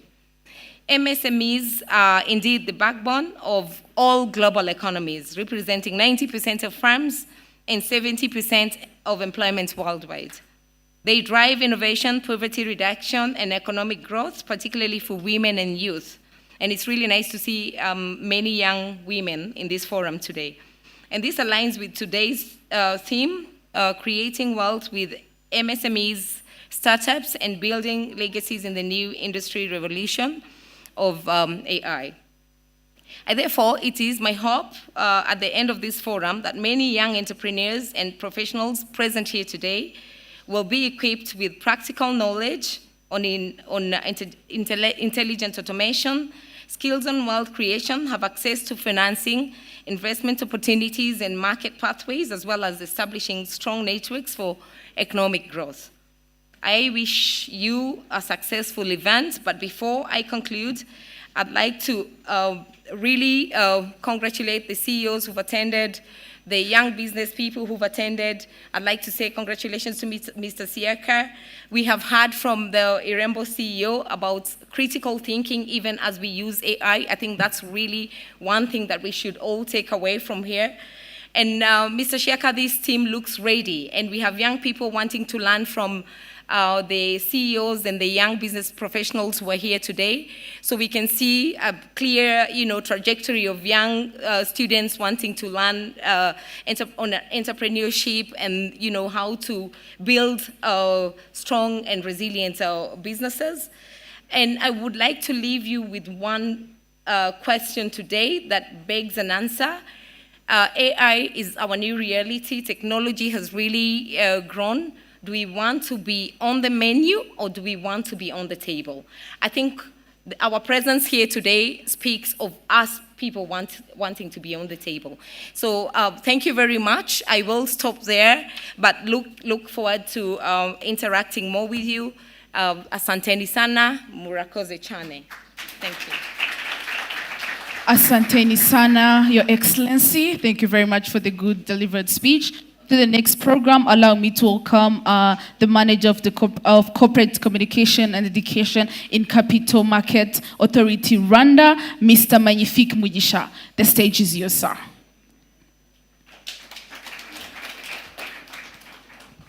Hello, everyone. I'm privileged to get insight from our previous speakers, but first our chief guest, Excellence Ambassador of Brazil in Rwanda, High Commission of Kenya in Rwanda, fellow young people, upcoming CEOs, all protocols observed. As she said, Magnifique Mugisha, I'm representing the Capital Market Authority, and by show of hand, do you know the capital market? Or have you heard it on social media? I can see our ambassadors. So the capital market is there for everyone. And my big brother, Hiaka, thank you for always supporting the capital market. We have collaborated with him to engage different segments of the population, be it young people, diaspora, members, even young people. he really liked to engage young people to embrace this culture of saving and investment. And if you may look on this screen, I can see 2 companies where you can invest. We have Equity Bank, as High Commissioner said. Equity Bank is a Kenyan company, but cross-listed on the Rwanda's capital market. So you can be a shareholder in Equity Bank by starting slowly. I know most of you are still pursuing your studies, but there is a possibility you can start slowly. Let me share with you an advice from His Excellency President Paul Kagame. Back in 2015, he said Africans or Rwandans can contribute to the growth of our countries by investing in local companies. And he advised fellow Africans not to rely on aid, but to join the capital market to invest in local companies. And those companies, definitely they create wealth, and all of us will benefit. You heard the story of Irembo. So Irembo pays a dividend to its shareholders. So there is a possibility as a young people, you can start your investment journey through some of the big brands. So here in Rwanda, we have a young and growing capital market. So far, we do have 10 companies that are listed, and some of them, I know you know Bank of Kigali by show of hand.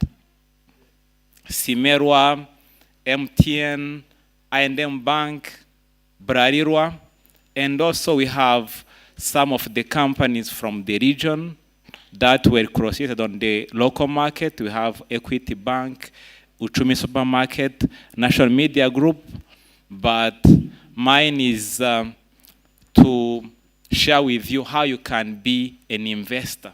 It's easy. You've had insight from our excellencies. So there is a possibility you can pave the way for your destiny. Today you can be an investor of some of the big companies, be it in Rwanda or regionally. So at the Capital Market Authority, we do have an interesting program called the Capital Market Youth Forum. It's a platform whereby young people, they learn about the capital market, but not only by learning. So they join the capital market as investors. And it's so simple. At the capital market in Rwanda, we do have 3 main products. One, we have equity market, where you can invest in this big brand, and at the end of the year, you get a return. And you don't have to wait for 5 years. Even you may sell your shares after 1 year. So the market is open. But here, our focus is to help our, especially young people, to embrace the culture of saving and investment. It's important always to save before spending.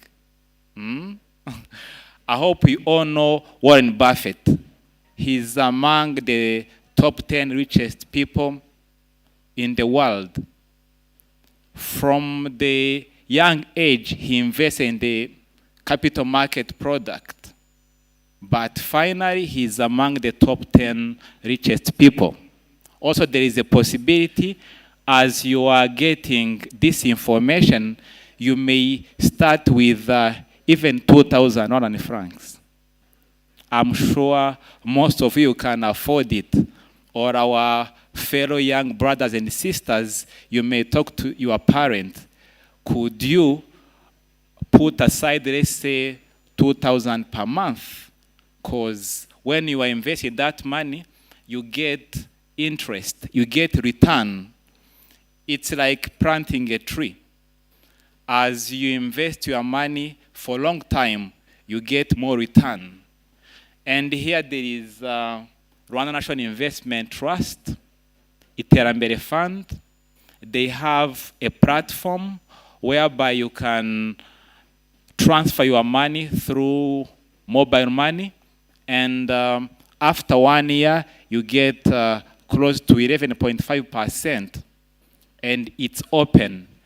The minimum investment is only 2,000, and you can invest up to millions, and it's important as upcoming and young CEOs.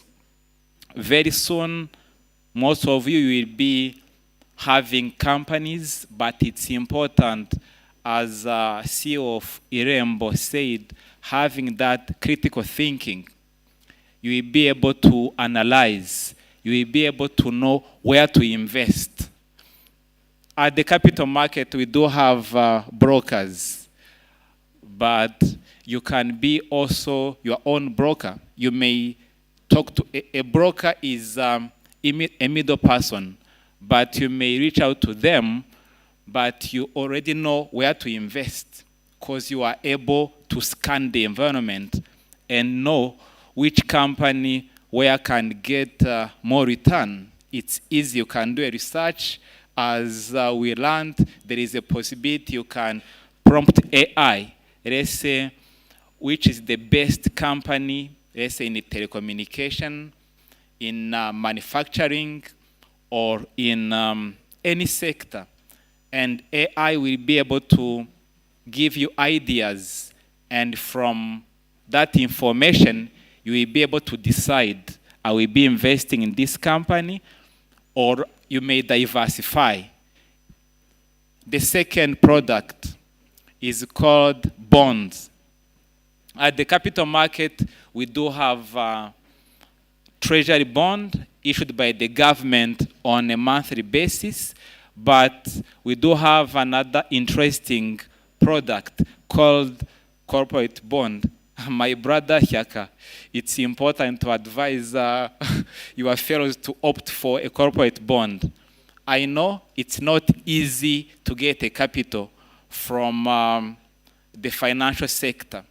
And some of the business owners, it's sad that the CEO of PSF left, but we collaborated with them back in August to November. We did a nationwide campaign whereby we engaged over 700 companies on how they can raise the capital on the stock market. Also, as business people in the room, you may opt for corporate bond. We'll be able to share the contact at the end of this event. Third, as young people, you may opt for correct investment schemes. We do have 2 schemes in Rwanda where you can start your investment from only 2,000 francs and you get over 11% of return at the end of the year. So we are looking forward to get your calls, and those who are connected, you may follow the Capital Market Authority of Rwanda. We have a strong social media presence across all platforms, starting from X, LinkedIn, Instagram, Facebook, and TikTok. So looking forward to get your DM so that you may direct you where to invest.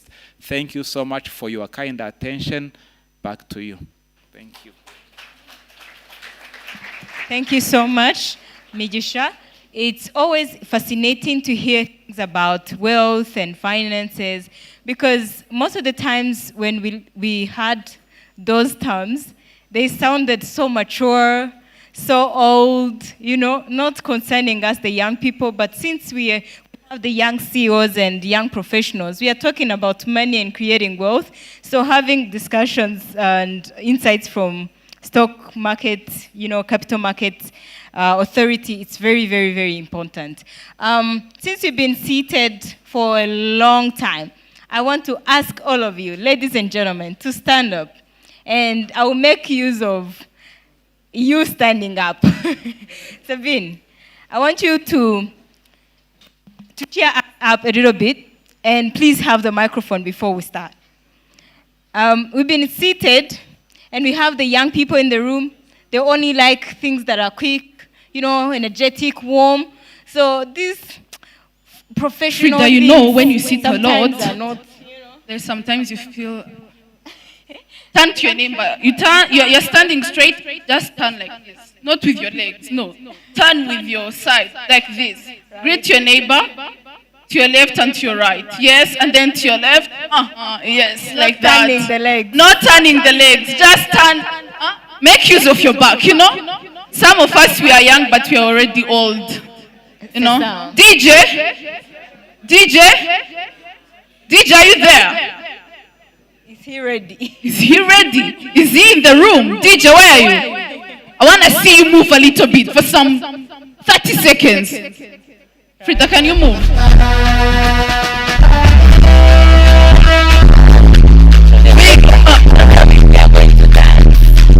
Because I'm not ready with my move today.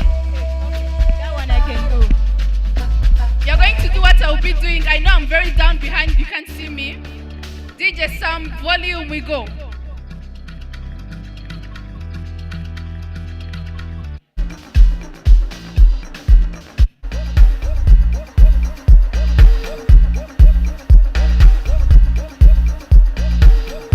I can see you moving.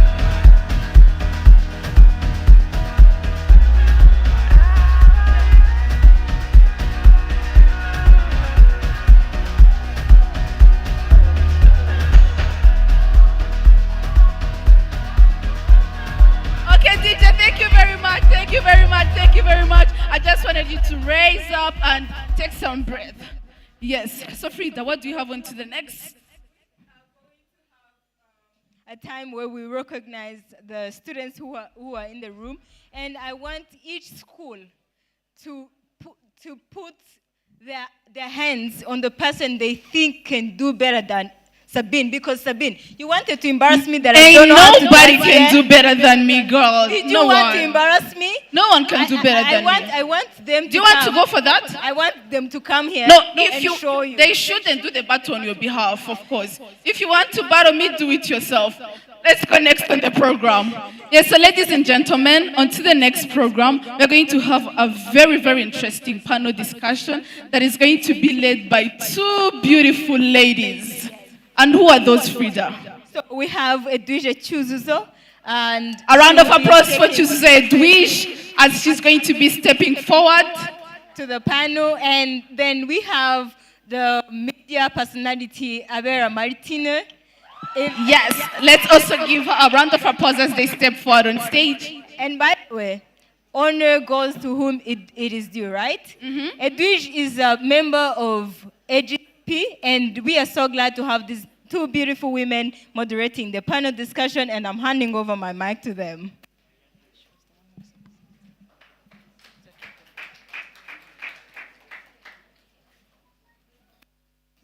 Hello, everyone.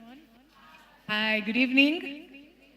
I know it's been a long evening, but we're learning a lot, and so I hope we will be able to have each and everyone's attention as we engage in this panel, yeah? Do I agree with everyone?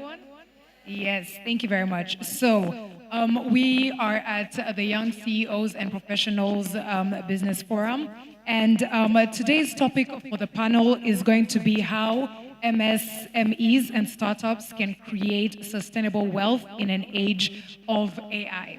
So currently, we heard from the CEO of Idembo, we heard from Her Excellency, the Ambassador of Brazil to Rwanda, we heard from the High Commissioner of Kenya, we heard from so many people, and they spoke a lot, and I hope it's touched you guys. But we are at a moment where young entrepreneurs are no longer just starting businesses. They are being challenged to create real wealth, build resilient companies, and think about legacy, all in an economy being reshaped by AI and technology. So today's discussion is about practical answers, which I hope we can be able to receive from our panelists, from policy, finance, investment, and market access, and what young CEOs can do now to build businesses that last. So today I'm going to be moderating this panel with Ms. Chuzuzo Edwige, Business Development Director at Wake Outsourcing. Thank you for being with me. Yes, thank you for inviting me. I hope you all enjoy this panel and get to be inspired by different leaders that you're going to hear from here. Thank you, Edwige. So I'd like to welcome the first panelist, Mr. Jean Leonard, Talent Development Specialist in Ministry of Youth and Arts. You're welcome.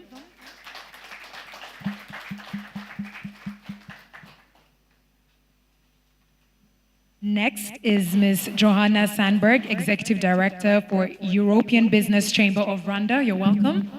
Round of applause, guys. Let's help them feel welcome. We also have Ms. Adeli Ishema, CEO of Misstep Investment Group. You're welcome.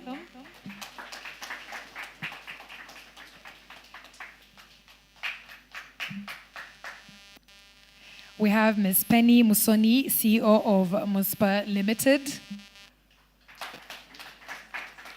You're welcome. And last but not least, we have Benoit Ngaroziza, the advisor to the CEO of Agcp Energy.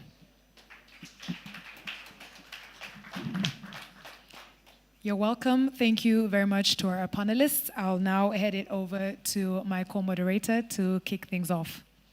Yes, thank you so much. As you can see, we have very brave, inspiring panelists here, and I'd like to welcome you, and feel free to share with us inspiring insights you have on MSMEs and what your company's products have on MSMEs. So I'm going to start with you, Agcp Energy. Your business is in fuel and energies. I'd like you to let us know your impact on MSMEs and how you'd like us to build with you and create wealth while maintaining resources and renewable energies. Good evening, everyone. Can you hear me? Hello?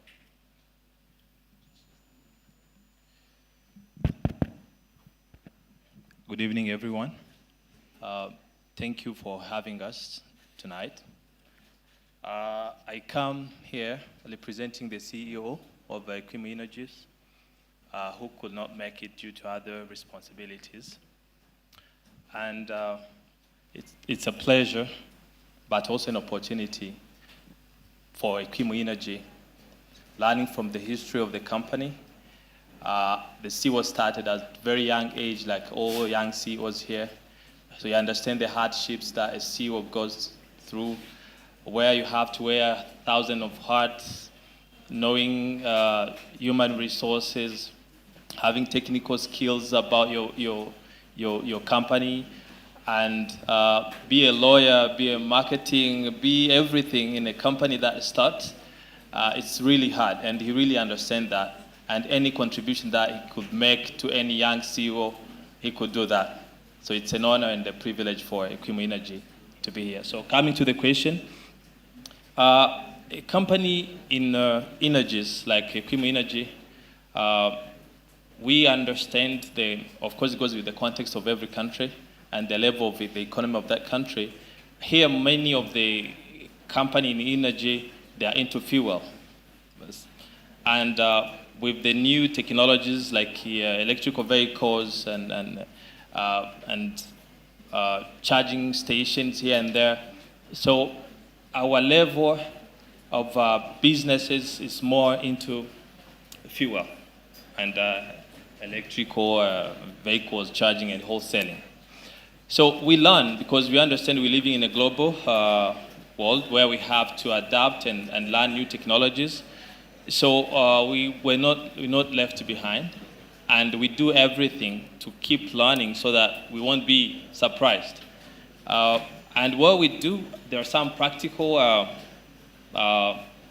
tools that we use that comes to maintenance of tanks, maintenance of tanks and predictions, managing the predictions, peak hours. So we use some tools but learning what other mega companies, these heavyweight companies elsewhere are doing, so we can also update ourselves into research and development so that we won't be left behind. So that's all I could say to this question. Thank you. Thank you very much, Benoit. So for us to be able to balance the scale, I will head on over to you, Mr. Jean-Leonard. We are all about the youth, and here we're celebrating young CEOs and professionals. For youth-led startups working in tech, creative industries, or even AI-enabled services, what funding, incubation, or market access opportunities are currently available, and how can they qualify for the people who are curious? Okay, thank you very much. First and foremost, I'm Jean now representing the Ministry of Youth and the Arts. It's a pleasure just to be here. Your Excellencies, Asante sana. Just to go quickly to the question, the Ministry of Youth and the Arts is banding the canoe to both ends just to help young people, to support many different activities when it comes to startups and SMSs. What we normally do, we have different programs that we are implementing, including Youth Connect awards. We have like different competitions that we have that are mainly focusing on young people who have startups. And it's an initiative of the government of Rwanda to make sure young people with minds, with ideas, of course, they gain capital to keep running their businesses. We are trying to make sure that young people are just on the center of everything, of every activities that we are doing. Whatever we are doing, we are trying to make sure that a big number of young people get a job, just being in the creative industry, creative economy, and there are so many things are being done. And what I can say, we have also just gone far, just from, I've seen one of the partners who have put here, BDF. We are working with them now. BDF, it has shifted from BDF, it has gone to BRD. So there is a fund just ready to support young people to make sure they improve their businesses. So the Ministry of Youth and Arts is doing both we have what you call Art Connect, where we connect, we help these brilliant minds who have good ideas in the arts, and of course we are trying to make sure that young people become more and more productive when it comes to businesses and startups, and we are willing, the government of Rwanda, of course, is willing to help and support. Thank you very much. Yes, thank you so much. And now I'd like to welcome Penny Musoni at Muspar. It's a consulting company, and I have a question regarding that. Consultants often see what funders miss. So what are internal gaps or strategies or financial planning that most limits MSME's growth, and which should young CEOs prioritize first and in this AI-driven economy? Thank you very much. That's a good question. Hi, everybody. Muraho. I noticed very young and energetic people are getting a bit distracted. So I'll request my fellow panelists, we keep it, do they say youngish or energetic, for them to stay engaged. So to respond to your question, the gaps, I would believe there's the strategic gap. And with the strategic gap, that means the founders do not usually know the real gaps, the real issues that you're dealing with, and I would relate this to the clarity bit. So one, there's the fundamental or the foundation of the business where you know what you're dealing with, clarity of where you're going and how you're going to get to that. Now, if we don't take time to actually go through the strategy, understand your business, understand what problem you're actually going to solve, then it's going to come back to bite you. Two is, I would want to call it the financial planning gap. Because most of the times, and now I'm talking about startups, we don't, let me associate myself to the young people. Allow me to be young for a bit. Yeah? Yes, young people? So we young people tend to not separate ourselves from the business in terms of finances. So you find you don't know how to separate your personal finances from your business finances. And that whole confusion comes back to now be a problem or problematic to your business. And therefore, that's why I would want to really ask them to draw a line between those two. And thirdly would be the governance gap. I know we talked about a business coming from someone who, an enterprise, Your Excellency Ambassador, you talked about an enterprise being one person. That is okay, but at the end of the day, you need the governance bit. You need people to advise you. You need a team to work with. You need people to rely on. If you're going to run a business where you're the do-it-all, you're the accountant, you're the finance person, you're the advisor, you're the single person who makes these decisions, I believe at the end of the day, you'll be going for a downhaul. Yeah? So the governance bit is really good. One, for accountability. Two, for someone to actually guide you to the right place, because at some point you need some advice from people, you need a support system, and therefore putting those in place, I believe those three gaps, if they're addressed, then would be on the right track. Thank you. Thank you so much. Thank you very much, Ms. Mosoni. Let's believe in the power of partnership. So moving ahead, Ms. Sandberg. Many young CEOs dream of global markets, but don't know where to start. What practical steps can Rwandan MSMEs take today to enter European value chains? Thank you. I would like to, can I start in a different place? Yes, feel free. Thank you.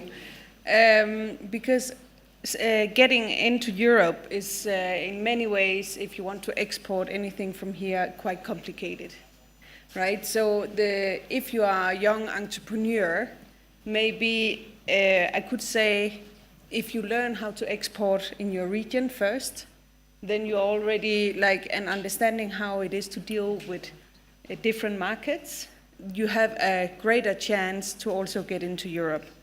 But before you even get to that point, I think one of the things I could maybe contribute with in this conversation for young CEOs, I've also been a young CEO.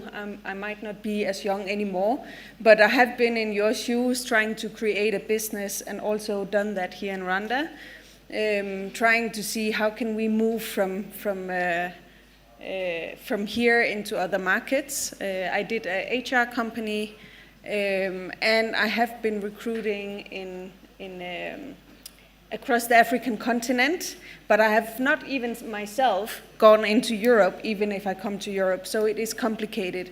But we have to do something about our, in reality, being a CEO or creating your own company is very much about your mindset. So how do you nurture this mindset that can get you to Europe or into other markets? We need to look at the first part is our networks. What kind of network do you have that you can capitalize on? Who do you know in this region? Who do you know in Europe? Now you at least know one European person, you know me, but use your network. You need to have grit and understanding your clients. So you need to be able to push a lot to become successful. It doesn't happen just by AI. It happens by continuously working every day. It's a mountain. Becoming successful is a big mountain, and you don't know what's on your mountain. So taking steps every day can help you also develop the mindset that is going to take you into Europe or other places with your products. Then it's about skills. What skills do you have? Understanding your own skills, but also understand you're not supposed to have all skills. It means you can ask for help, you can use AI to ask for help, but you also need to use the people around you to become successful, because we are not an island. We are interconnected, and by working together and also by making other people successful, you also become more successful. So it's not only about you and your product or your business, it's how we work together. So I also wrote down, speak up and show up, spotting opportunities and open your mind as some of the key words. because you need to be curious. If you want to go into any other market, you need to be curious about the markets you're going into. How does they function? What is the requirements? Europe is super complicated, but of course I encourage you, would be very happy to see more run-on products in Europe, but really understand and use all the tools, all the AI and all the tools to just really explore and get curious. There's a lot of help and it's really possible, but I think it starts with the person itself. Thank you. Thank you for the tips. Thank you so much. As people in the audience, I think you understand that you need to work on your network and also be smart enough to open places that you can take your businesses to. And now I would like to get to you, the CEO of Mr. Investment. You're in property investment, and property investment has been one of the best investments that we know over the years. It builds legacy. You find that if your grandparents had lands, had properties, they pass down to the, to the kids, to the younger generation. And now I'd like to know, do you, for young CEOs and professionals who think real estate is out of reach, what entry strategies can MSMEs realistically use today to start building wealth through properties? Thank you so much. I think I'm the young CEO here. How do you know? Because I'm 26. So as to start, as my fellow said, that we should keep this conversation vibrant as young CEOs. So, like a very good example, last year I attended this forum when I was a PA. This year I'm a CEO. So, where you are sitting, tell yourself, next year I'm the CEO. Actually, it's not even next year. Maybe you can even be a CEO tomorrow.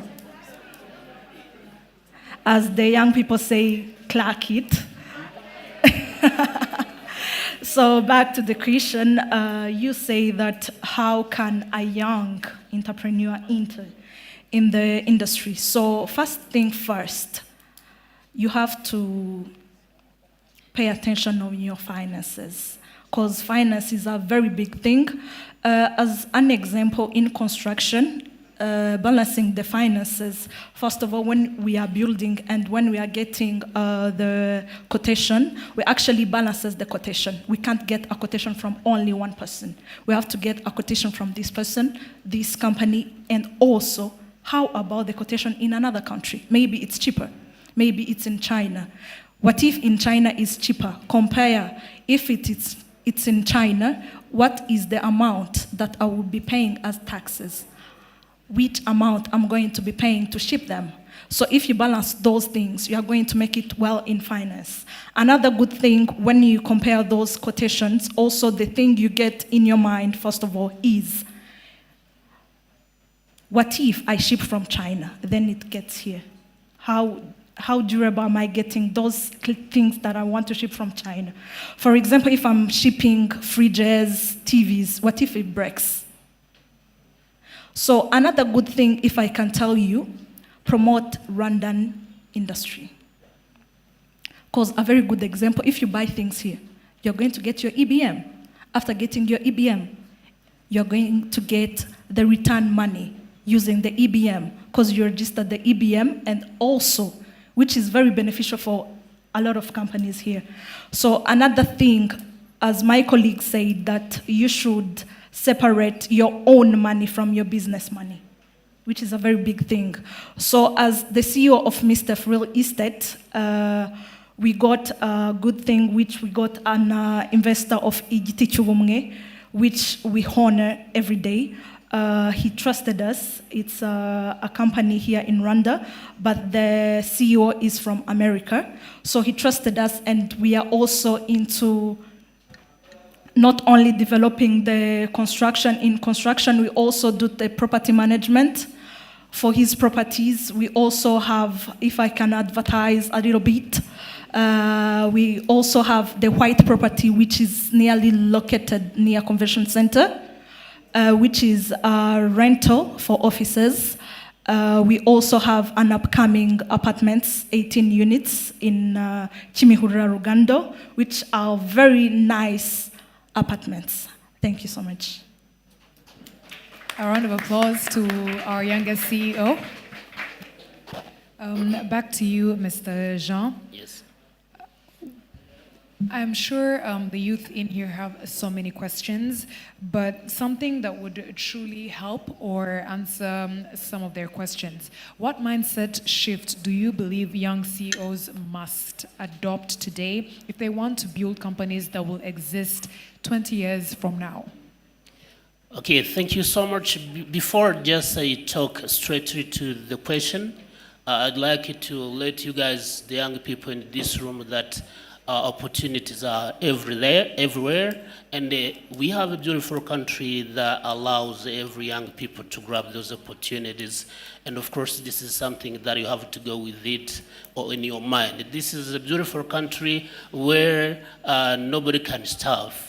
This is a beautiful country, I'm telling you. My colleagues have been talking about AI and the promotion of technology and so on and so forth, the internet, each and everything. These are all the opportunities that you have to make use and make money and become rich and become like, if you are not CEO in this room, and make sure that you learn, for instance, from these CEOs that we can see. When we are talking about mindset shift, young people, first of all, you have to say, yes, I can.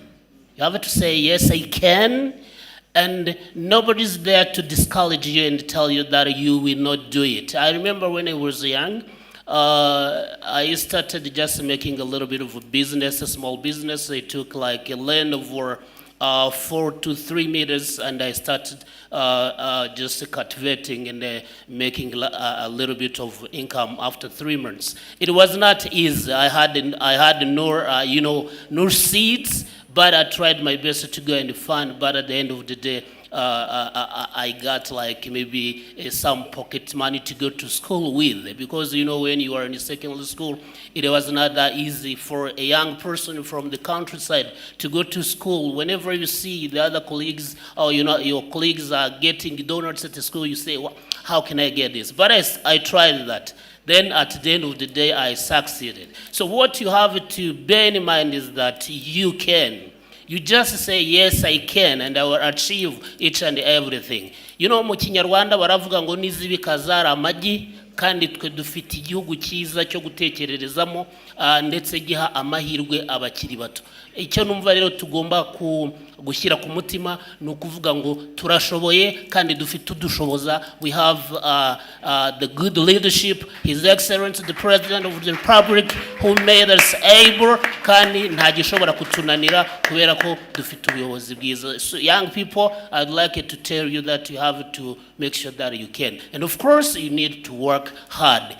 In Kiswahili, baravuga ngo mutakacha uvunguni shariti ainame, which means if you want to get something under the bed, for instance, you can't grab it just standing up. You need to bend, right? So that's why you need to shift your mind and make sure that you work, because all these CEOs that you are here, ntabwo babyutse ngo buke mu gitondo babaye ba CEOs, ahubwo they worked for it, ariko kubera ko we have an opportunity, we have a good country like this. You have everything, young people, right?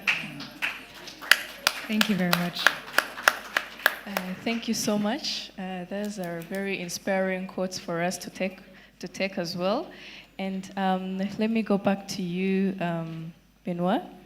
As an advisor to the office CEO of Equim Energy, and as a former director of youth empowerment of Ministry of Youth, and different other departments that you've been a leader, you've been a CEO, you have more than 10 years of experience.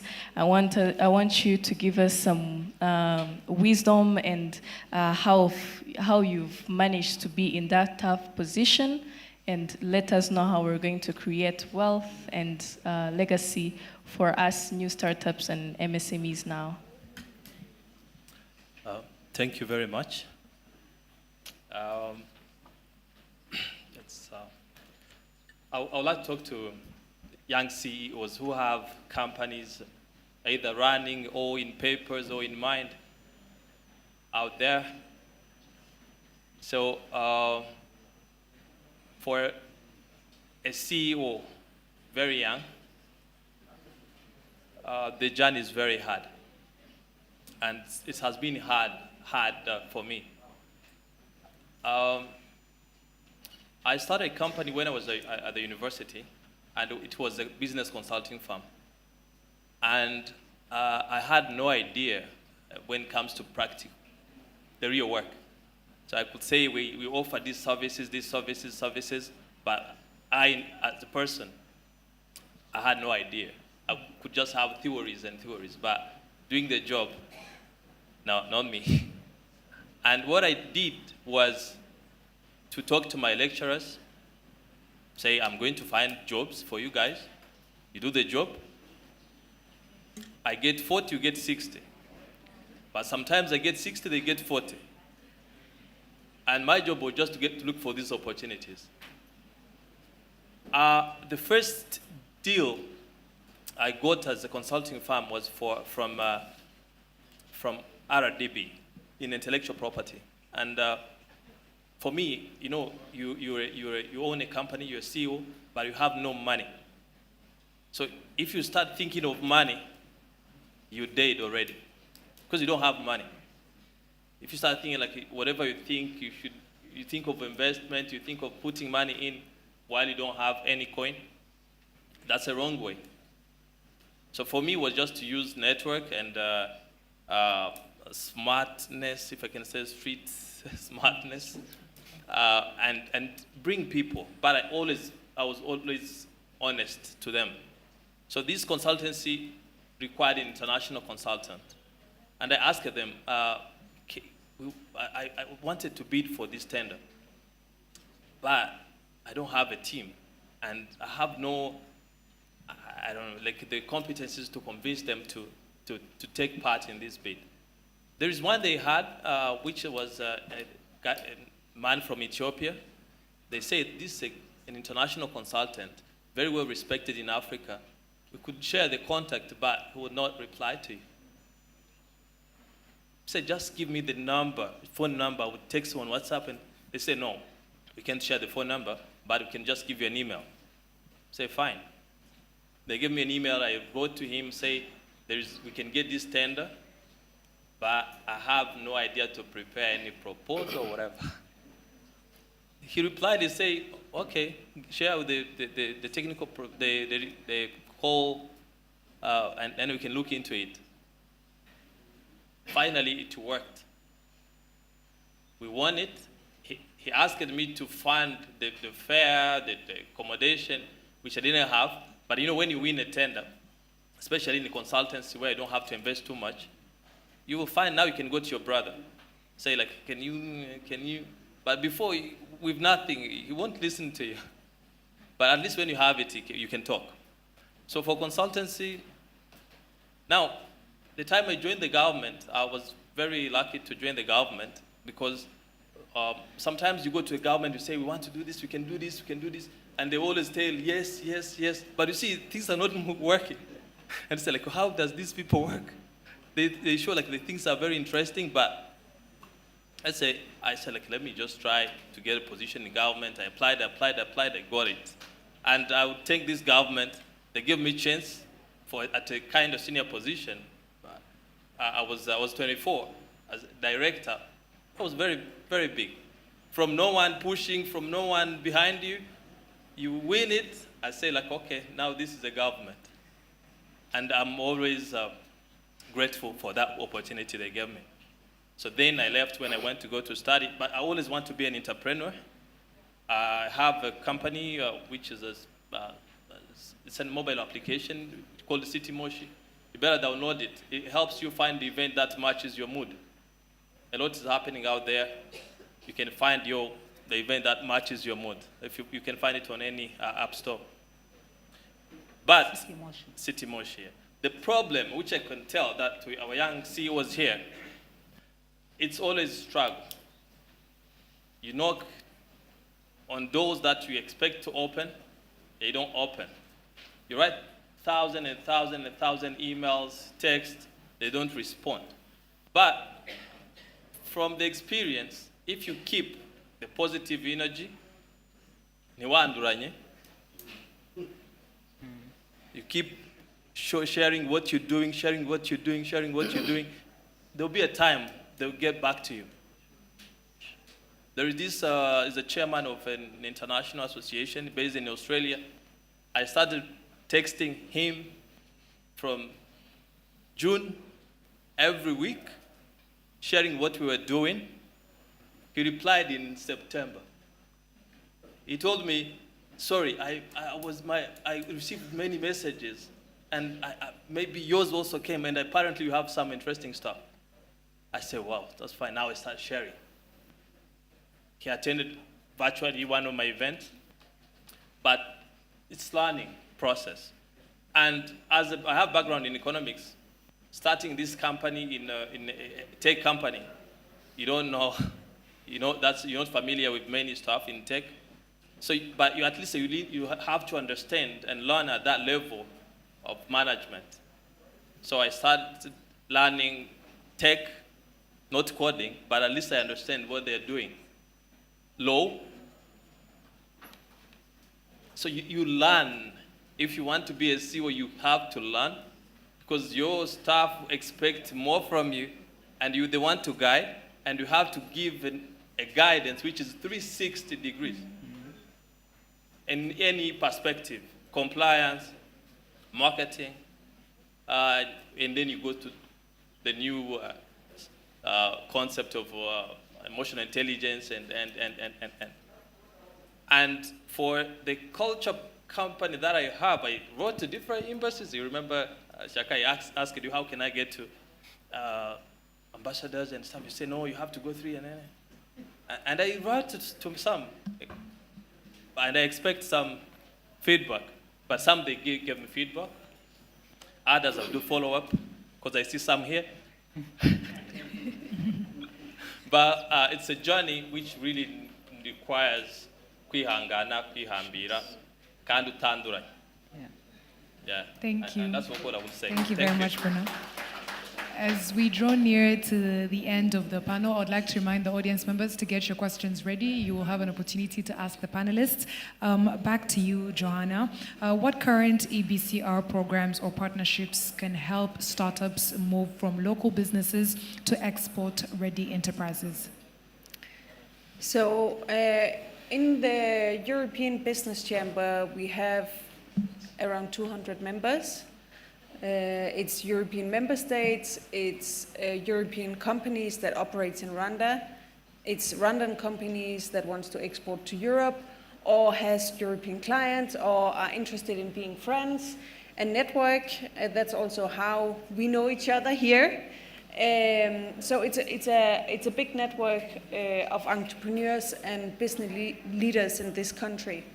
Part of what we do, and I think it's no matter if you're connected to us or you want to do it for yourself, we always have a focus on three things. We are trying to connect the businesses to opportunities.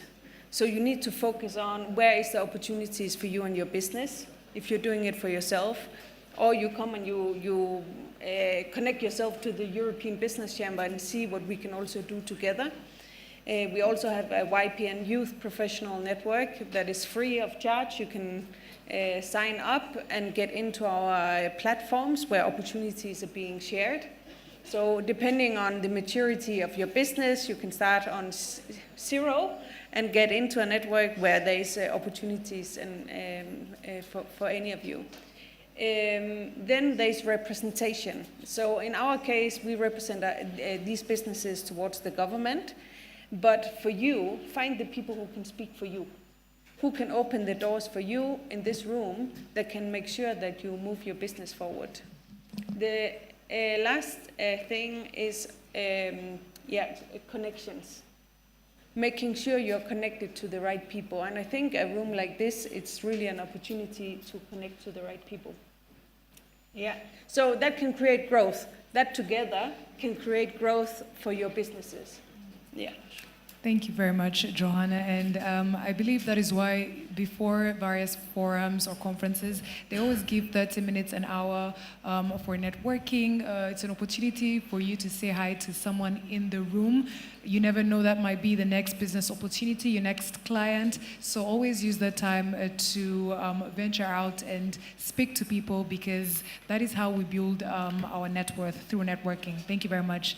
So thank you to my panelists.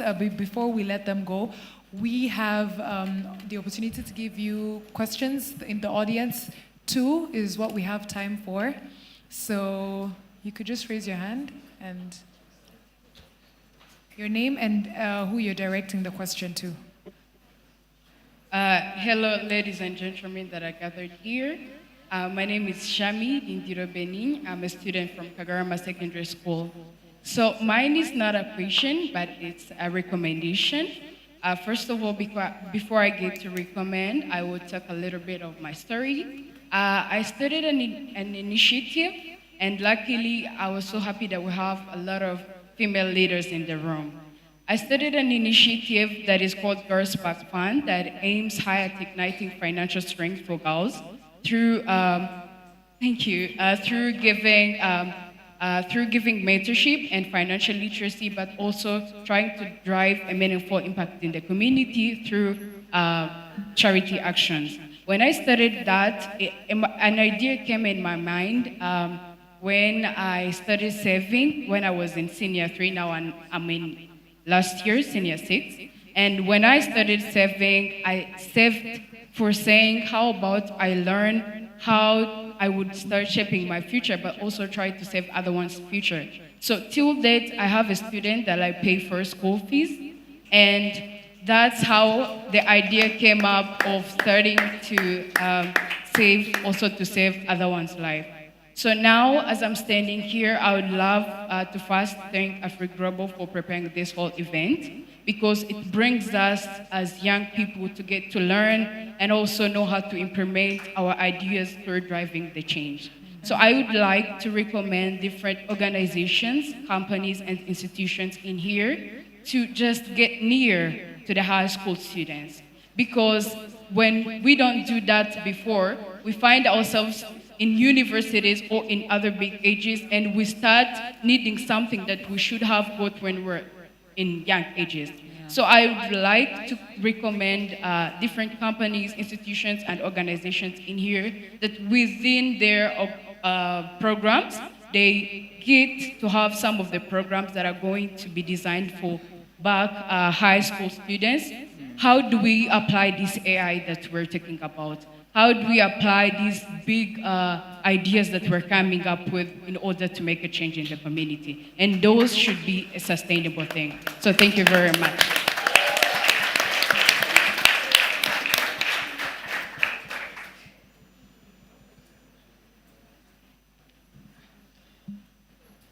Thank you very much. Good evening, everyone. My name is Mr. Euseb, and I'm the CEO of eBooking. So I'm in hospitality, but I'm bringing to you the solution for all the startups, all the CEOs here and young professionals.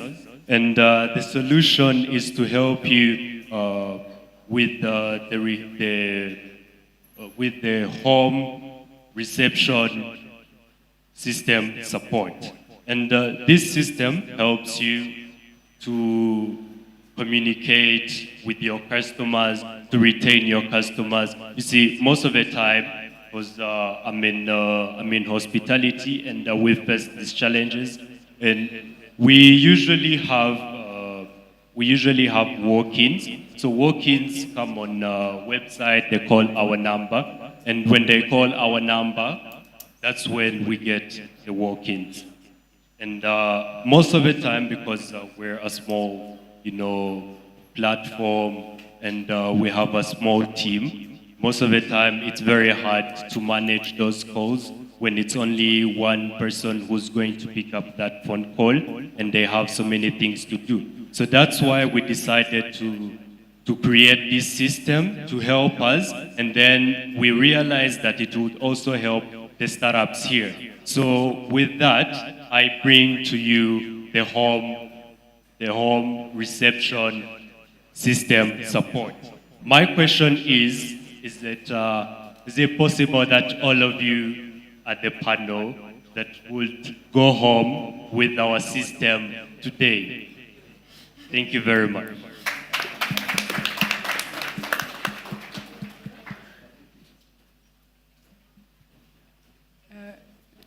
Is it a burning question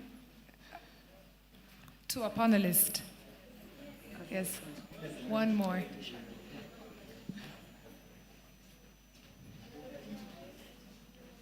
Okay, two more. The lady, okay. Thank you. My name is Esther Wese, and my question goes straight to the youngest panelist. And I would say I'm really impressed by you being a CEO at 26 years old. And my question is, would you really tell us how your journey was before you became a CEO? And what are the main 3 things that you did to get there? Because when you were talking before, you said last year you came here when you weren't a CEO, and this time around you're a CEO. So in that short period of time, what did you do? What kept you going? And how was your journey like for you to be the CEO right now and the youngest at that panel? Thank you. Thank you.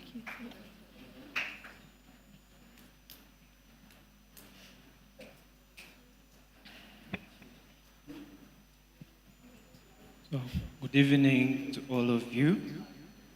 My name is Dan. I'm a senior 5 student at Kagarama Secondary School, and I'm the founder and the managing director of Flight Club Rwanda, Aviation Club. Yes. So, Aviation Club is born to build legacies, to educate, inspire, and empower young generation of aviation dreamers. So we are planting seeds for the future African-owned, AI-empowered aviation industry. So my question is directed to Honorable Ngawanziza. I've heard your struggles, and I've got a question. How can we help each other? Because we as the people who lead the startups, we are very challenged by the way of partnering with these big companies. So that brings me to a question: how can we work together as a community, those who reach there and us who are starting, to bring or to transform or to help these ideas, which seems to be small, into a real world solved all solutions that could help the lasting generations. So simply my question is, how can we work together so these small ideas can be turned into real world solutions? Thank you.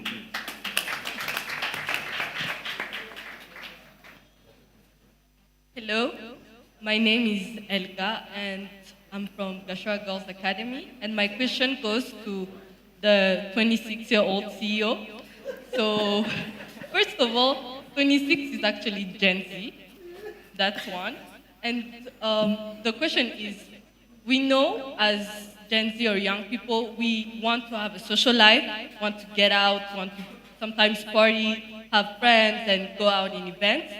And also being a CEO is a lot of work. So I want to ask, how did you manage, or how do you manage balancing the Gen Z part and the CEO part? Yeah. Thank you. Thank you. Those are.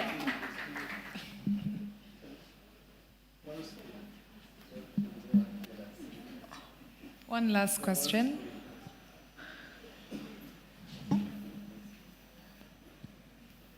Okay, thank you. Good evening, everybody. My name is Priscilla. I'm a student at Wellspring Academy, but I'm also the founder of Rumbology, which is a baked goods business. So I had one question for the lady in red, I believe. I don't know your name, I'm sorry. 26-year-old CEO. So yes, I just had a question because I repeatedly heard you guys saying that it's very important to separate your personal finances from your business finances. Now, as someone who is a very small business who can't afford an accountant or something like that, what's the best way that I can, manage my expenses and my income, know what's going in, what's coming out, things like that? That's my question. Thank you. Very much.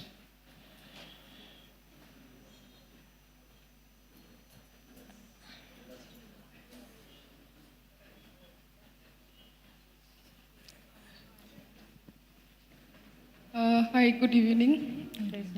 My name is Margaret Murithi. I come from Kenya. I'm a young director of a clearing and forwarding company that I started when I was in high school. When I was in campus. My question today is, how can we manage, as investors who are coming to invest in Rwanda? We just opened a branch in Rwanda last week, and our big question is to Mr. Shakya. How is Afri-Global going to assist us who are investors coming from outside country, young CEOs, young directors, to grow in this country and also to empower and nurture other students and other people who are in logistics? Number two, how well are we going to learn and understand the SMEs and the financing of this country when we are members of Afri-Global? Thank you so much. Thank you very much. Let's give some time to the panelists to answer. Okay, thank you, my Gen Zs.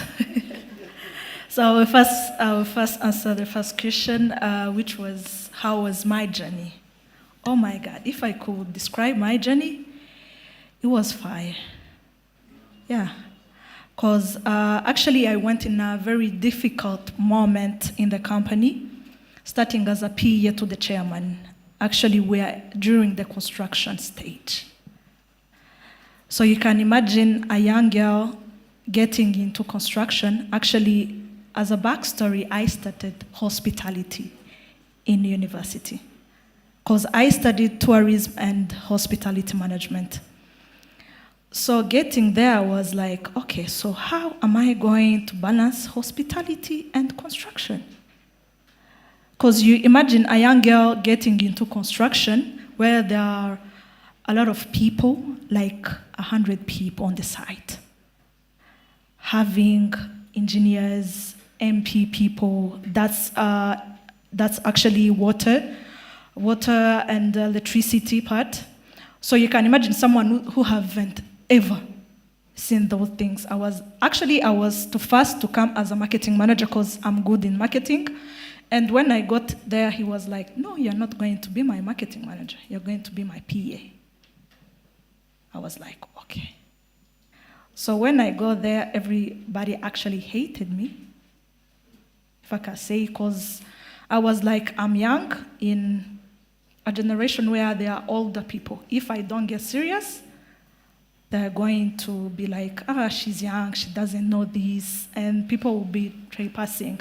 So when I got there, everybody couldn't. Actually, the CEO, the chair, because he's the chairman, he said, you're going to be reporting to Adeli. My name is Adeli. He was like, I no longer want to hear anything on the site. You're just going to be telling her everything of the quotation. It's on her. I don't want to know anything. I'm just going to be in Zanzibar, then sleep and get married. In my head, I was like, oh my God, so I'm going to die with depression? Then I was like, I have to go to school because I really have to disturb my mind a lot. Then I went to master's. I studied project management. So I was balancing master's, school, and also as I could be answering the other question as the Gen Z, I was actually balancing school, work, and Gen Z life. In April, I think I also, because I'm in RPF, I also went in RPF. So they voted me and I'm in Kagarama as representing the youth. So that's also another thing which is coming on my head on my 25 years old. I was like, okay, so now I'm going to die. I was like, Adeli, you're not going to die. You can manage. You're very strong and educated. I was like, okay, so I'm going to do it. So during that journey, if I can say something which hurted me, and actually I cried as a young girl, of course. So one of the people at work, challenged me a lot. They challenged me and I couldn't hold it. Then one morning I was like, CEO, I want to talk to you. There is some difficulties I'm facing. He was like, okay, cool. Then I went, then I told him my problem, and you know what he was like? He was like, and then how did you solve it? In my head, I was like, okay. So I don't have to be bringing you problems. I have to bring you a problem and a solution, how I solved it. I was like, okay, so next time I'm not going to come with a problem only. Next time when I go to the site, we are dealing with tiles because we are into constructing, in finishing, fixing the tiles. He brought tiles from China and it was a lot. Imagine tiles of 18 units. Yeah, 5 floors. 18 units, 5 floors. Each floor has 4 apartments.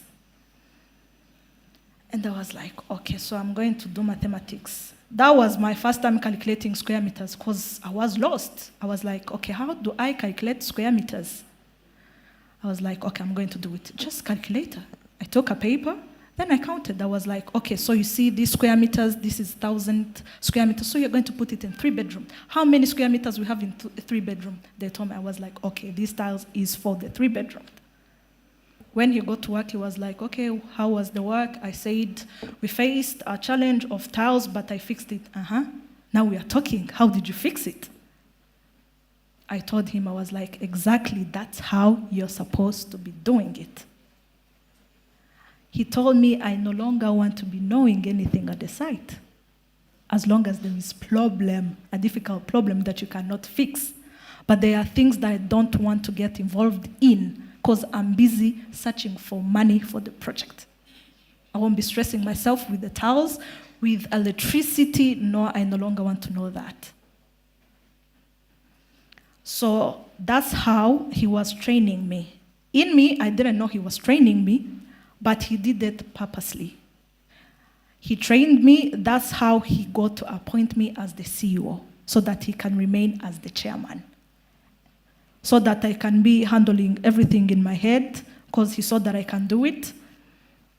And I really thank him so much, and I also thank Shaka Nyarwaya, because he doesn't know, but back, I can say that he's training me too. He's been training me unknowingly, because he gave me a lot of platforms. He pushed me to places I couldn't find myself to. And actually, I can say I'm speaking like this because of him.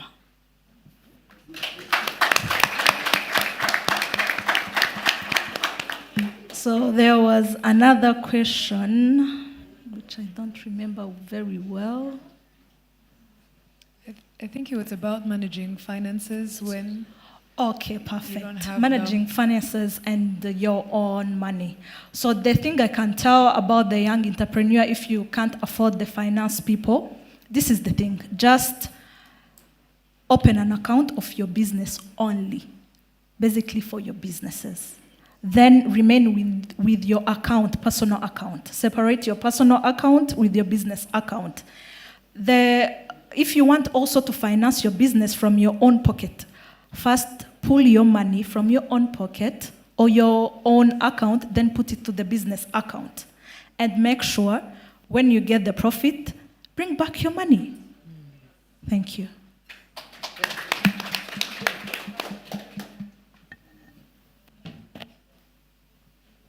I hope we answered all questions. Yes. There is some more question. She wanted to answer to Shami. Oh, yeah, thank you. Shami, it was not an answer per se. I just got an idea and I was like, I think I need to say it out loud. So I run a business development service consultancy firm, but before I did that, just to give this context, I worked with the Private Sector Federation for more than a decade. And with that, I realized that most, let me say, 75% of the issues that private sector players are dealing with are not having clarity or understanding what they're doing. And that narrowed it down to the idea generation or idealization of whatever you want to do. And that made me join, there's a program that we call Start and Improve Your Business, but with it, there's where you now get to generate your own business, the business that you want to do, or the idea that you want to have.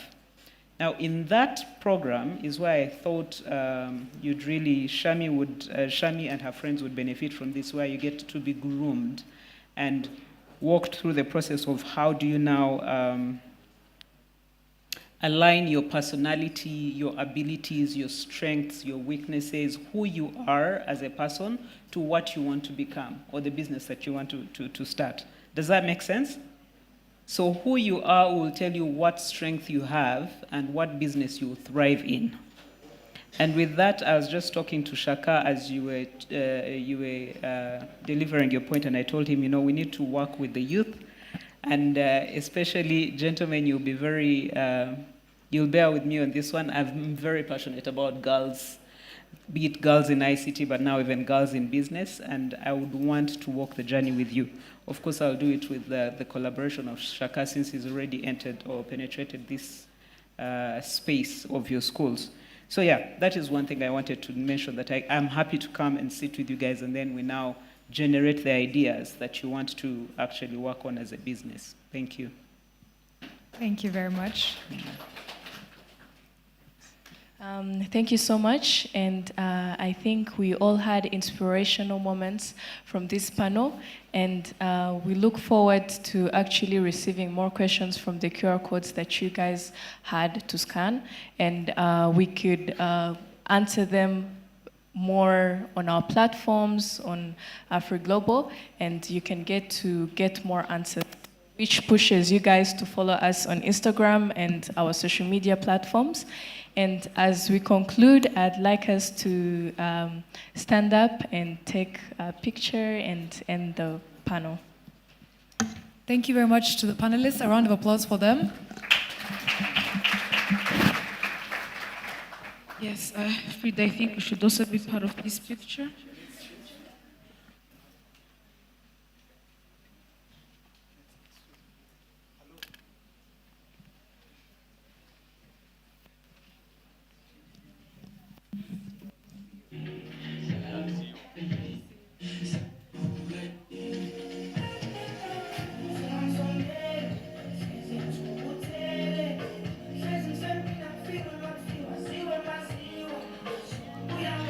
Yes, a round of applause to the panel. A round of applause, please.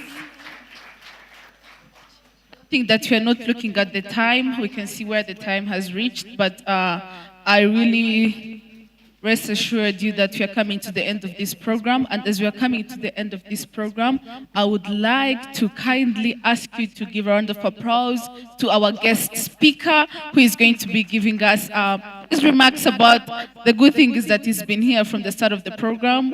Our guest of honor, he's been here since the start of the program, so he's going to give us his remarks.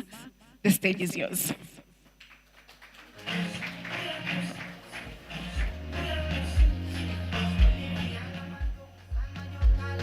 Thank you very much, MC. Thank you very much, MC. And thank you everyone for such a wonderful event. So the difficulty that is in speaking after everyone is that every possible point has been exhausted. And you have to be super creative to find things that have not been said or mentioned at some point. So, so my name is Clement Abiliji. I am the Permanent Secretary at the Ministry of Public Service and Labor, and I'm representing the Honorable Minister, Ambassador Christine Murikinga. So I noticed that one of the MCs aims to be a female ambassador, and you have someone to look up to in our office. So I don't know whether you request an appointment with her, but that's one of the most youth-friendly and coolest ministers. So I'm not bragging about her because she's my minister, but it's the fact. Those who are on social media can tell. Excellency ambassadors, CEOs in the room, CEOs in the making, and billionaires in the making who are in this room. All protocols observed. Good evening. So, since this room is predominantly young, and I don't know whether I still identify myself as young or not so young, but I believe I'm somewhere at the crossroads between young and not young, because if I qualify myself as young and moving forward I tell you stories of 25 years ago, you'll be questioning my youthfulness or whether or not I've been lying intentionally or not. So I have to start with that confusion. So speaking about young CEOs and young professionals, for us growing up, that was not a thing. So if you go to school, you have to go to school, you have to study. If your parents hear a rumor that you have actually been cheating and doing something to earn any money, you would be in trouble. So when I started university, we had, I did natural sciences at university, I'm a biologist, and there was a shortage of biology, chemistry teachers across secondary schools. So students would make quite a good money as a moonlight job to go to teach to a secondary school. I have been there for 1 week until my family realizes, and I had to actually create a fake story to prove that that was fake. I actually didn't go. So for you guys, I am trying to wonder how wonderful it is to be young at this moment. Because being founder and MD in uniform, for us it's, I don't know which type of language we can qualify for you to realize how alien it is for us. So, but I don't blame it on our parents or anyone. That's the generation. That's how things were in our time. And that's how nations got to evolve. So before 2017, we were talking about poverty reduction strategy, but now we are into the transformation strategies. So that's where we are as a nation. So that is why when we talk about being an upper middle income country by 2035 and a high income country by 2050, we mean it. Because that's the time where most of these young CEOs will be fully grown up CEOs with 20 years of experience as a CEO, yet less than 40. That's what we want to achieve as a nation. Being young places you at a time advantage. Not because you have 36 hours a day against the normal 24, but because of what we call the compound effect. I have tried to make a few mathematics around it for someone who is an investor at your age versus some higher age and is investing with RNIT, one of the partners. So if the current interest rate is slightly above 11%, I believe, for RNIT.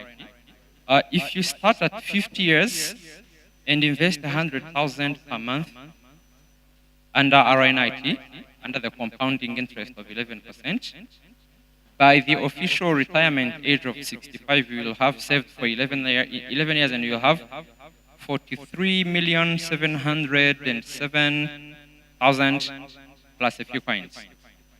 let's say roughly 44 million for 15 years, when you start at 50 years. If you start at 30, you will reach 65 with 145,346,000 plus.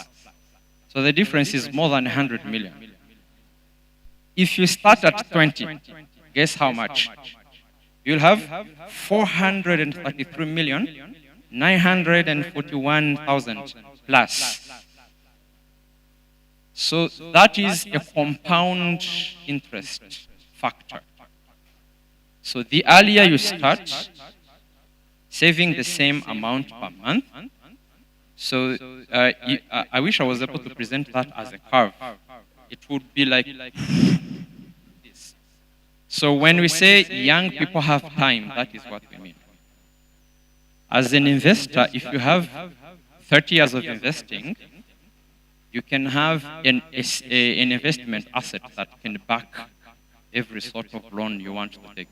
Because if you have an investment of 433 million and you want 50 million to finance your business, which bank is going to reject you? It's because the risk is practically negative. So because of something you have... but what is retiring anyway? Why do you people retire? Why would you retire? Because investment is passive income anyway. You don't even need to retire. I am glad I found someone who works for Zigama CSS, where 10% mandatory saving is in force. By the time that person gets to retire, they have their pension fund plus a compounding interest saving by their retirement age, and that is actually the beginning of an investment career at 65. So Warren Buffett is a household name globally. Of course, he's a very intelligent investor, but the story they don't tell us much about him is the time factor for his wealth. I have read a book called The Compound Effect by Darren Hardy. I recommend it for all of you. I have a copy at home, but I will not lend it to you. You have to get your own. So, but you can have it from the cloud. I can teach you how to get it. So Warren Buffett started his investment career at 11 years of age. Today he's more than 90-something, and he's still an active investor. So, and the surprising fact is that today he's I think it's 180 billion something, but 98% of his wealth was accumulated after his 60th birthday. So if he retired, we wouldn't be talking about him at all, because he would be just another millionaire somewhere, playing golf in the USA. But the fact that he has been a consistent investor for 8 consecutive decades is why we are talking about him. So he started at 11 years. That's the time factor for the youth that I'm talking about. But there is a cost. You have to pay something. You have to pay consistency. You have to pay patience. And you have to pay attention. And you have to invest in all of these facts. Of course, you have to kind of educate yourself. It's not up to the school to teach you all of this. No one, you will not learn that even in any of the economy or MBA classes or anything. That is street knowledge that we unfortunately learned later in life. So speaking about internships, I was glad somebody talked about internships. In our ministry, we have a national internship program through the Chief Skills Office. The applications are processed online and we deploy interns across the public and private institutions. But I like to talk about internship in a personal perspective. So I have been in service for, who can guess how many years? So I started my professional career at the end of 2011, November 2011. I was about to submit my final dissertation closing my bachelor's program, and that's when I started an internship in an NGO. So, and that's from 2011 up to, I will say up to the end of 2025, it's 14 years. But having started as an intern and getting to progress made me realize and appreciate every level of the professional career up to this managerial / leadership level as a government official. When I look at interns, I notice how much is possible when you are provided the right opportunity, when you do the right internship. Because I'm aware that in some of the institutions you can be deployed as an intern and you end up doing the clerical job and you don't progress. So, and as part of our management of the internship program, we are very serious on that. We have to monitor that interns are deployed in offices to do substantial things. Things that will not, that an AI assistant will be easily replacing you next week. Now talking about AI. I'm glad Israel talked before me. So by the way, he's my long-term friend. We went to the same school in secondary, and we could see things back in time in our library, in our school library, getting to show you how much AI is such a big thing. In our library, we had things called rayon. Rayon as in radius. So for you to find a title of a book, you had to pull a type of, I don't know how to call it, a tiroir. You had to pull something where you would have to scroll through 150 small sheets to finally get to a book title that would respond to the needs you have.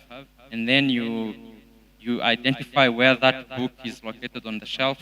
And when you finally locate that book, it is not in a position to respond to the questions of your assignment. And you have to come back and look for another book. And you have 1 hour. And you have to present your assignment next week on Monday. So you would spend 80% of the time trying to find information for your assignment. Then came Google.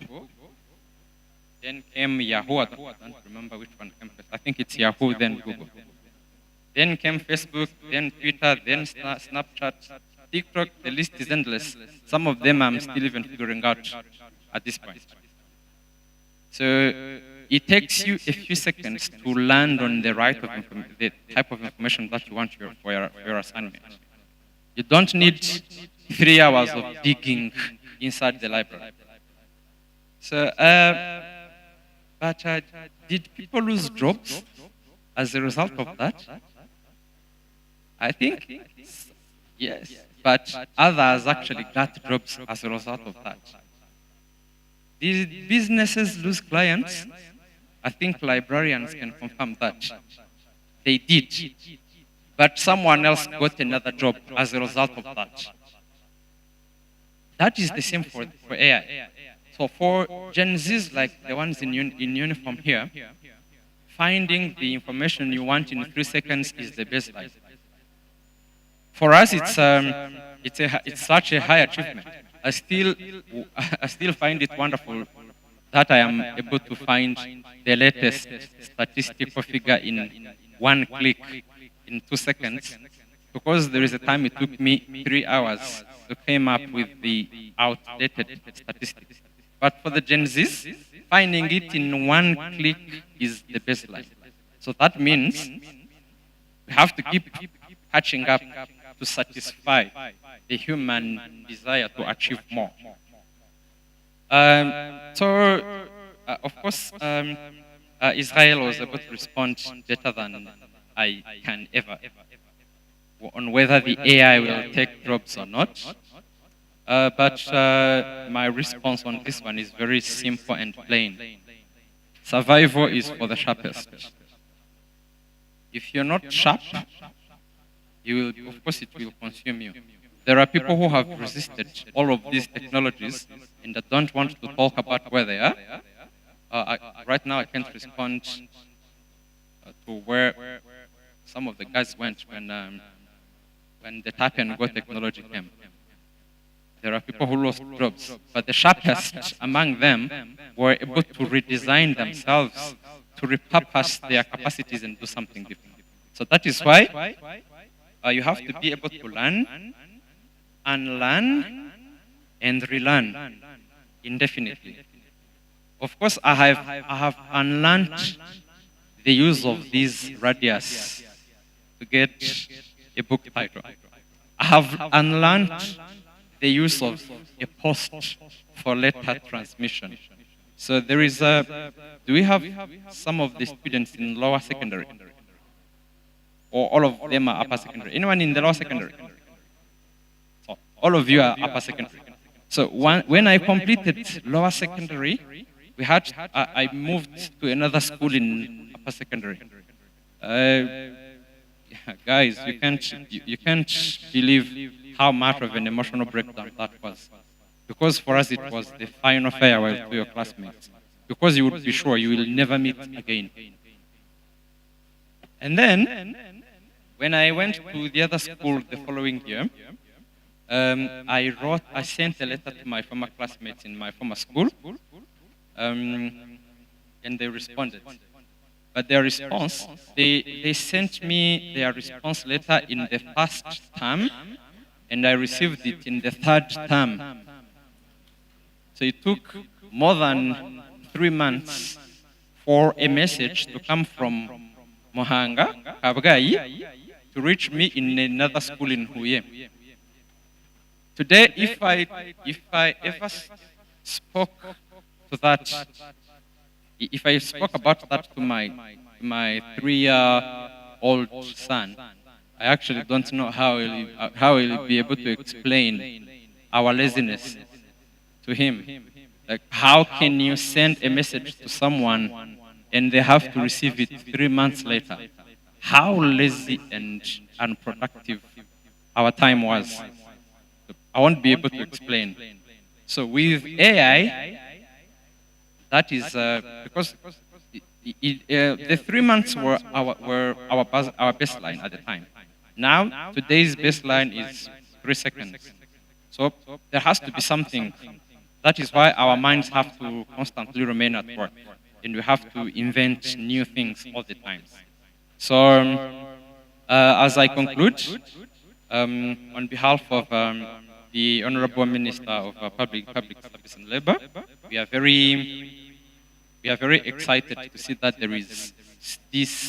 there are so many youth that are currently CEOs and MDs, and most importantly, founders. These are not the people who have actually been appointed by others.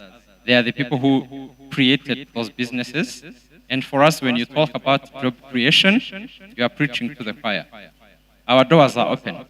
You can come straight to my office without going to, and to the minister's office, by the way, without going through the secretariat or through the assistant. When you talk about job creation, you can come straight to my office and we discuss. Our doors are currently open. You can find us at any time. And it's a pleasure being at this event.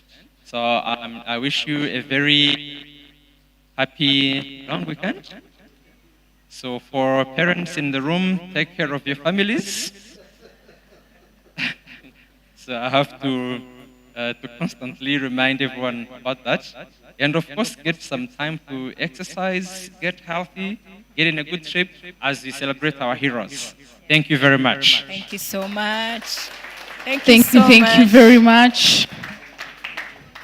Thank you. Thank you very much. As our guest of honor is still here in front, we would like to request this table to raise up and join him for a picture.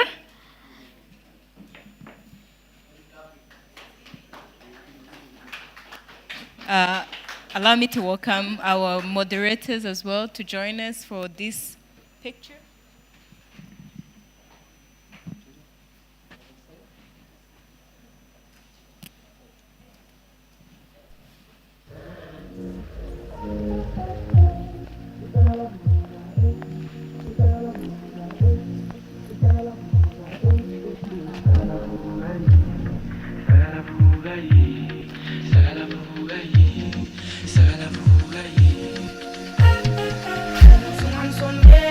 much. On top of that, as you are still here, allow me to welcome the panelists, the people who were on the panel, to join us as well for the picture. As well as also this table and the other table there. You can join the group for the picture also. The panelists and this table. Please join us. Yes, everyone will be in the group. We are just going to, in the picture, we are just joining. So we are not many, we are populating. Others, we can stand here behind. Yes, here.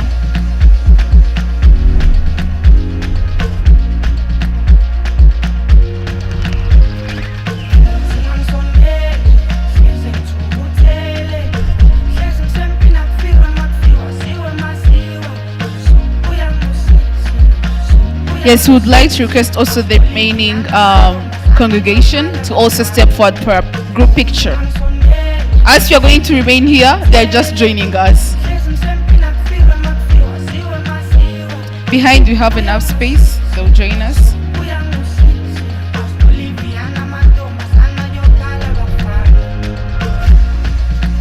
Maybe you can extend a little bit in front and the people will join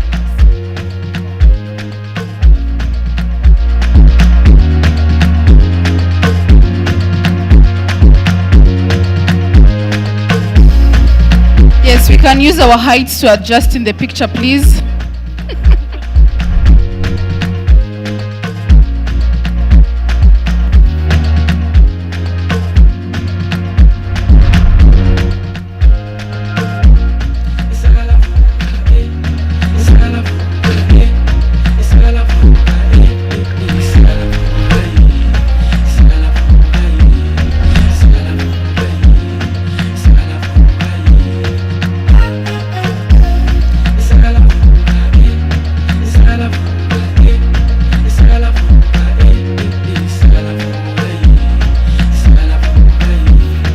Yes, thank you very much. As the DJ is still putting us into the vibe, you can talk best person you saw in this room, get their number, connect with them. Some of them told us that we can enter their offices without passing through the secretariat.